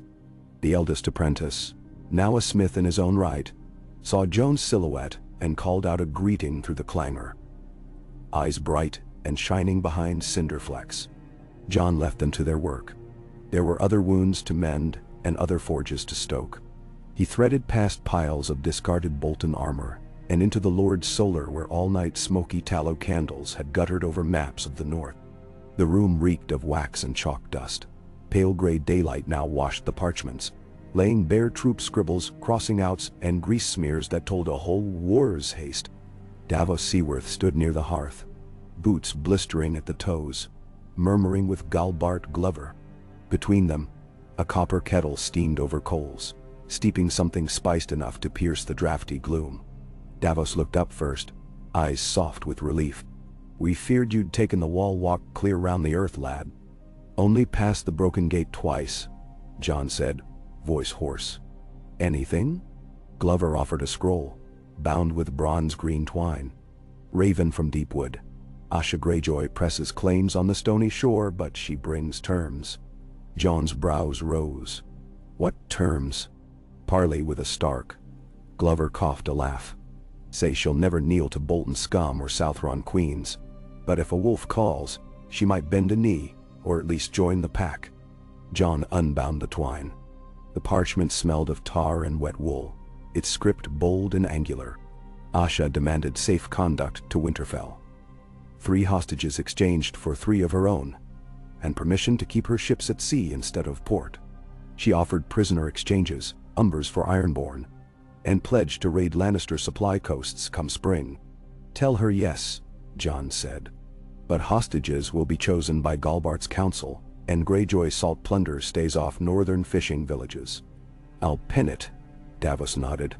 "Good tidings." Jon set the letter aside. "And the Karstark banners?" "Still massing at Queen's Crown," Glover said. Tone gone grim. "Lord Arnulf claims he seeks meeting before swearing allegiance. But ravens say his sons arm 800 spears, and he's summoned Frey crossbows." Jon weighed that. If Karstark chooses treason, hell bleed. But not while Freys still hold the twins and Lannisters fatten at court. "We'll offer amnesty one last time. Dispatch a rider under flag of truce. Let the Karstarks know what we did to Roose and Ramsay." "No." Davos' fingers drummed his cup. "If they answer blood with blood, we must be swift. The realm watches. The realm always watches." Jon rubbed his brow. "But first we must feed what we've already won." To feed occupied Winterfell before spring thaw would require miracles. Grain scarce this deep into winter. But scattered caches remained in Carhold granaries and Bear Island cellars. Manderley's fleets could bring cod. Glover's men claimed hidden smokehouses beneath the tallest hills of Deepwood. Still, 15,000 soldiers, plus freed prisoners, and the castle's small folk, would devour stores faster than oaths alone. Strickland entered, while Jon drafted re-ration orders. The captain's normally neat beard had frost beads in it. He carried a scroll bearing the golden skull. "Paymaster's tallies, Lord Snow." Jon gestured him nearer. Strickland unrolled a meticulous accounting. Elephants requiring 60 stone grain daily, horse feed, pike replacements, the Manderley promissory for second tranche. The bank's next draft releases when word reaches Tycho Nestoris confirming Bolton capitulation. Crows fly slow and cold. I can cover 3 weeks' pay, but after that morale. I know. John tapped the bronze ink pot. We'll ride to White Harbor by Raven if we must. Tycho will want his ledger firsthand. Meanwhile, the captured Bolton coffers become your quarters. Strickland pursed his lips but said nothing. The dragons of Bravos were harder to pry free than a maester's secrets. Yet he accepted John's stamped order. My men respect prompt measures, he said, then quieter. And promises kept. They'll be kept. When Strickland left, John pressed wax to seal 15 chit tokens, one for each company banner. He felt every draft of Winterfell breathing at his shoulders, as though Ned Stark's shade stood there, measuring each expenditure against honor gilded by necessity. Evening brought a sky like tarnished silver. Cleaned and relit, Winterfell's great hall roared again with voices, but not the gloating of victors flush with conquest. Tonight's assembly was a council of heartbreaks and grudges grinding into fragile truce. Benches crowded with clan chiefs in bare furs, Glover's spearmen, sworn sisters of House Mormont, Manderley sailors smelling of salt and vinegar. At tables nearer the dais, Golden Company captains sat stiff-backed beneath dangling direwolf banners, their own crown skull standard rolled tight so as not to provoke. John entered to a hush. He wore no crown, only dark leather and a wolf pelt mantle pinned by the broken circle of the night's watch. Ghost prowled behind like a wandering glacier. Torches flamed in iron sconces. High above, smoke drifted through roof vents, long stopped with snow, now cleared by Davos carpenters. My friends, John began, his voice carrying under the hall's timber vault. Bolton rule is ended. I offer no feast of revenge, only bread of rebuilding. Ours will be a lean winter yet, but together, we've reclaimed hearth and heart tree. We cannot waste either. Die. He named new holdfast wardens. Galbart Glover to oversee Deepwood's passes. Lady Mage Mormont guardian of newly freed farms along the shivering shore.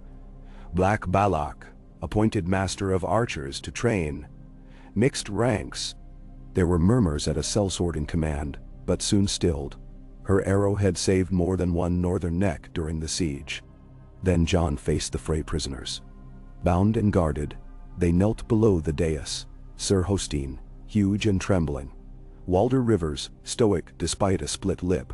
And young Sir Benfrey, bandaged from an elephant's trampling. Joan's gray eyes held no hatred, only unflinching balance. For the Red Wedding's crime, he said. You owe the North a debt no season can pay. Yet justice must measure offense, not thirst. Hostine and Benfrey Frey conspired in open slaughter. Walder Rivers served as Bolton officer here. By rights your heads answer. Rumbles of approval echoed. John raised a hand. Blood spilled cannot fill empty fields. The Freys will work them. I condemn you to 10 winters' service repairing what you destroyed, piloting supply barges, mending keeps, harvesting timber, under guard of northern banners. Any attempt to flee or rebel means rope. Bah. The phrase sagged, half in relief, half humiliation. But Glover strode forward, voice like splitting yew. My lady sister still hangs from those butcher's trees at the Twins. And my brother, boomed Morgan Little. Let their sons taste the gallows. John stood his ground. We're not Boltons. We won't flay men because others did. The Lannisters will paint us monsters if we do. We'll show them better. Dead men feed no fields. One by one the protests diluted.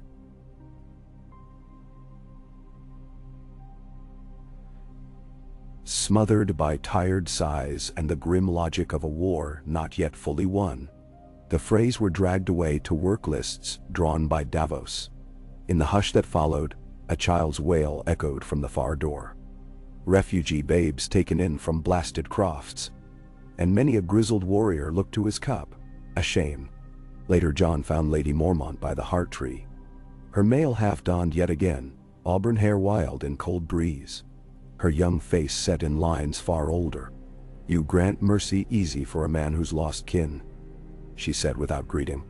John traced the weirwood's carved eyes. Mercy isn't cheap. It buys tomorrow.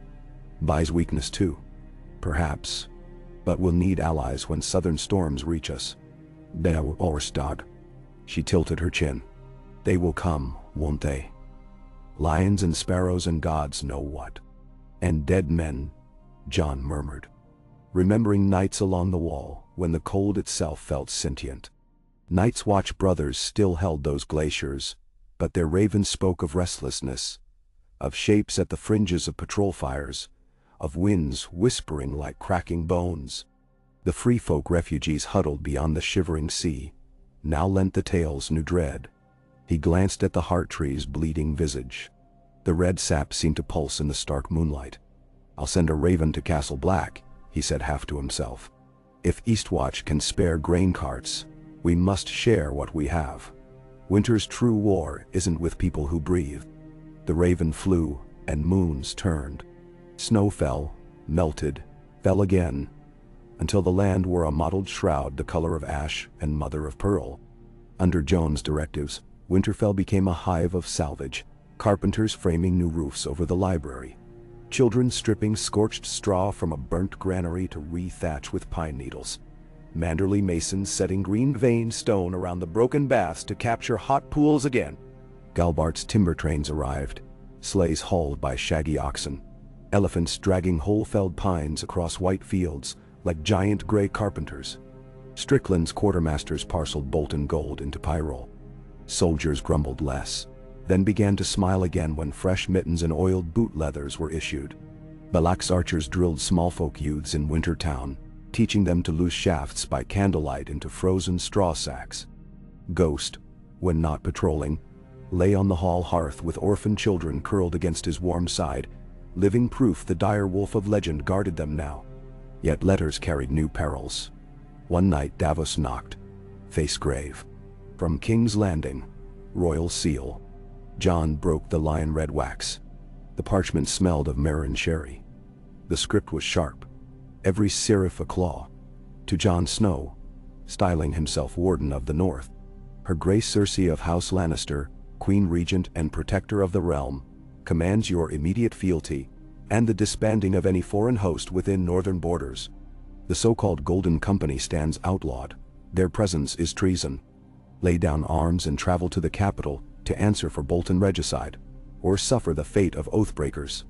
The letter ended with 3 names: Qyburn, Lord Palace Counselor; Sir Meryn Trant, Lord Commander of the Queen's Guard; and Lord Paxter Redwine, Master of Ships. Davos exhaled mist. She wasted no ink on courtesy. Jon felt the cold of the paper seep into him. There's no realm left for her to protect if winter breaks the wall. We'll not bend knee to a crown that flays Northmen by proxy. Then she'll send steel. She will. Jon's eyes lifted to the rafters. And dragons too, perhaps. For news had also come from the east. Daenerys Targaryen's unsullied seizing Meereen and Tyre. Her dragons grown vast enough to Cherry's warships on Slaver's Bay. Some whispers said she now sailed west with a fleet of Volantene galleys, selling her cause as freedom's banner. Jon pictured black wings crossing the morning sun over King's Landing, and his chest clenched with a complex hope. If dragons chose the north as foe, doom. But if they chose it as ally, perhaps even the long night might thaw. On the 20th day, after Winterfell's liberation, the Greyjoy parley arrived. Asha rode under a striped white iron truce pennon. Her gray cloak pulled tight against sleet. She brought 3 iron-born warriors, no thralls, bearing crates of smoked silver hake and a cask of black rum. In return, the North provided 3 umbers as hostages, overseen by Lady Mormont herself.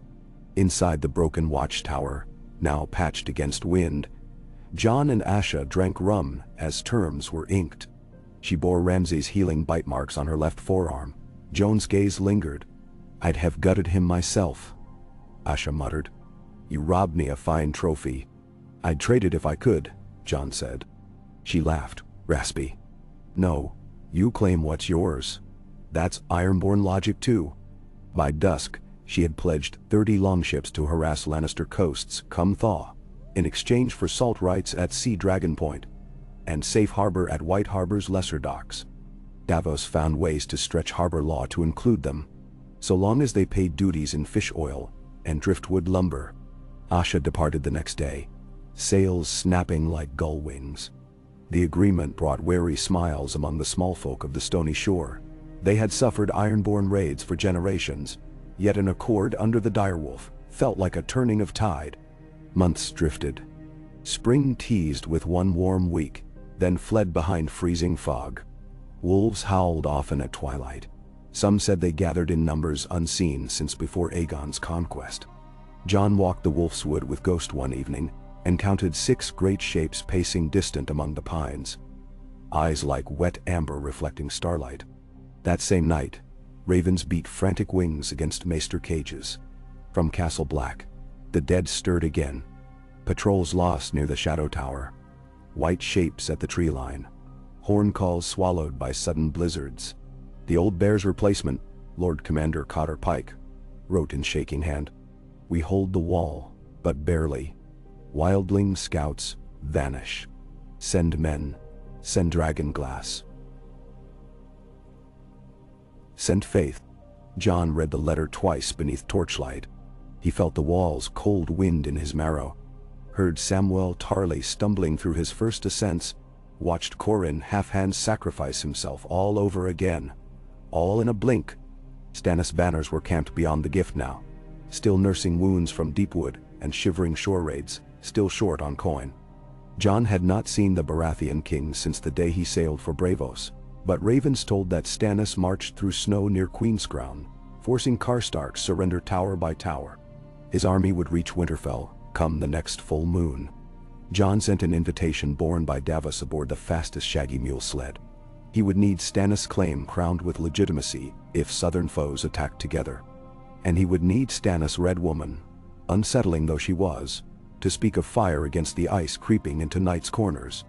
Stannis arrived beneath a low, heavy sky the color of hammered pewter. His ragged host followed, a spine of Baratheon spears, a scattering of northern levies coaxed by Davos' diplomacy, and 20 palisade wagons ready for siege that now would not come. Melisandre rode at the king's elbow, her crimson gown stark against snow and ashes. Jon greeted Stannis in the outer ward where torches faced the wind. Their exchange was spare, formal. Yet Jon saw weariness in the king's set jaw, pain stitched into the seam of his healed leg. Stannis saw something in Jon's eyes, resolve flickering like the pale flames on either side of the gate. That night, the two conferred in Ned Stark's old solar. Melisandre kept silent near the hearth, hands folded, ruby glowing like an ember. They spoke of Karstark's capitulation, predictable once his sons fell in ambush. They spoke of Golden Company paymasters and Iron Bank conditions. They spoke of the Lannister letter, Cersei's threat. But when Jon produced Pike's Raven, Stannis finally stripped away the outer layers of politics, revealing steel beneath. "The dead," he said in that rasping voice. "I have faced shadows and flame with her guidance." He nodded toward the Red Woman. "But ice is another matter. Dragonfire may answer, if we can find dragons." Melisandre's eyes flashed in the candle sheen. "Your Grace, dragons bow to king's blood. Let me test the young wolf." Jon's hand felt a Longclaw's pommel. "No," he said, low but absolute. "Enough blood has been leached in this castle by false healers. If dragonfire comes, it comes for its own reasons." "Then?" Stannis regarded him a long moment, then nodded once, mere muscle twitch. "We will send riders to Eastwatch with dragonglass knives from Dragonstow's forges. I will ride with them," Jon answered. "My place is with the watch again now that the Boltons are ended." Silence settled like falling dust. Stannis tapped fingertips on the pine table. At last he spoke. "This northern crown you eschew, it may prove heavier if left unclaimed. Mance Raider's ghosts fill every unclad throne." Jon shook his head. "Let the lords choose. If they want a king they'll have one, but my duty is north of the wall." "Nanda-san." "Duty." Stannis almost smiled. A man could choke on so much duty. Jon looked to Melisandre then. The flames danced across her features, painting yearning and dread alike. She saw something in him he did not wish to examine. So he turned away, toward the weirwood carved window where snow flecked the night. "We march at dawn," he said. Davos leads ships up the coast with grain. The wall cannot wait. Marching again under sullen skies, Jon felt part of himself thaw even as snow deepened. Ghost ran ahead, white blur in white world. With him rode 500 Golden Company spears, Balak's archers on rangy mares, 2 elephants loaded with dragonglass crates, and Stannis' own guard of Baratheon men in mailed stags. It was an odd column. Foreign sellswords who now carried direwolf badges. Southron knights complaining about saddle frost. Wildling pathfinders on silent elk-drawn sledges. And Jon Bastard of Winterfell, trying once more to serve a realm that had little love for bastards. They reached Queenscrown in 2 days, now a ragged husk after Karstark blades stripped it for timber. Jon ordered a brief halt to bury the frozen dead left abandoned by Arnulf's sons. It seemed the only human gesture before they faced something altogether inhuman farther north. At Castle Black, horns greeted them. A melancholy music that made Jon's heart seize with memories.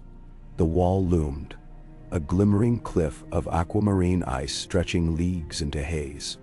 For a moment the world shrank until only 3 things existed: white, wind, and the silent promise of the north behind that wall. Cotter Pike waited in the yard, gaunt cheeks scoured by wind, gray cloak threadbare. He clasped Jon's forearm hard, grief unspoken. "Lost 5 more patrols," he rasped. "We found faces in the snow wearing black." Jon swallowed. "I brought steel. Unless that steel's dragonfire, it won't slow what's coming." Pike's gaze shifted to the elephants trudging within the gates, to Stannis' banners of the burning Heartstag, to Balak's strange archer masks. "And what in 7 hells is that?" "New brothers of the Watch," Jon offered grimly.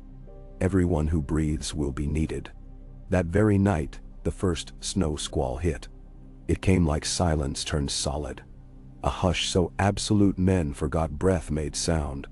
Torches dimmed behind sheets of white. Shadows danced in sparks. Outside the gates, wolves howled, but did not attack. Listening perhaps for something far larger. Jon dreamed restlessly beside the old library hearth.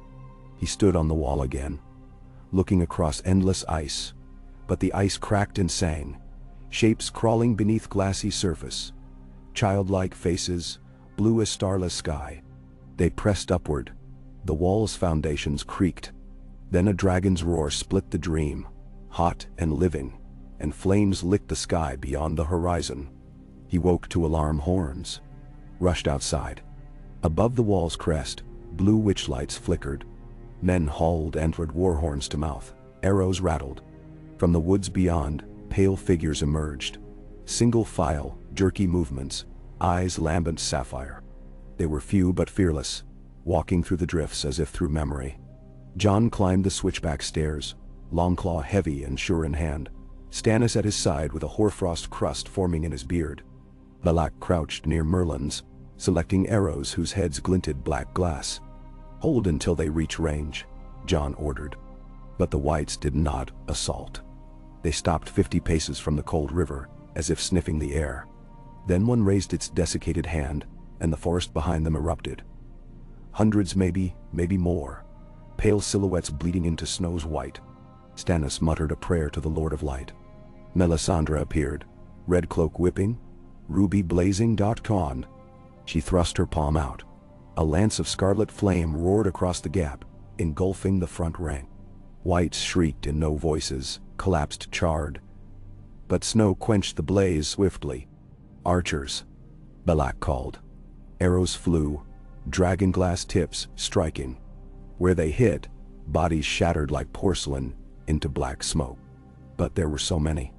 Elephant crews shoved great braziers of pitch over the wall's edge. Burning gouts exploded, turning snow to steam. Still, the dead advanced. Pike's rangers poured quarrels. Stannis knights heaved spears. Jon hacked at the first corpse to top the ladder, its flesh brittle, splitting. Another climber reached. He smashed it down. But claws ripped fur. Men screamed. Then, through the maelstrom, horns deeper than earth sounded from beyond the trees. The dead froze mid-assault, heads turning east like hounds to whistle. And from that tree line walked the others. tall as nightmares, armor glimmering opaque moonlight, blades of crystal frost. Their eyes burned ancient cold. In silent order, they marched to the foot of the wall. Jon felt blood drain. He had faced one once beyond the fist of the first men, barely survived. Now 4, 5, 7. Melisandre thrust her hands high and fire leapt again, but the others raised their blades and the flame curtained, hissing into steam. One stepped forward, azure glare fixed on Jon above. He recognized age, thousands of years etched in the creature's stillness. It lifted its sword in a gesture almost courteous. Then it spoke, voice like cracking lake ice. Stark of snow. The words passed through wind and flesh alike, heard in bone.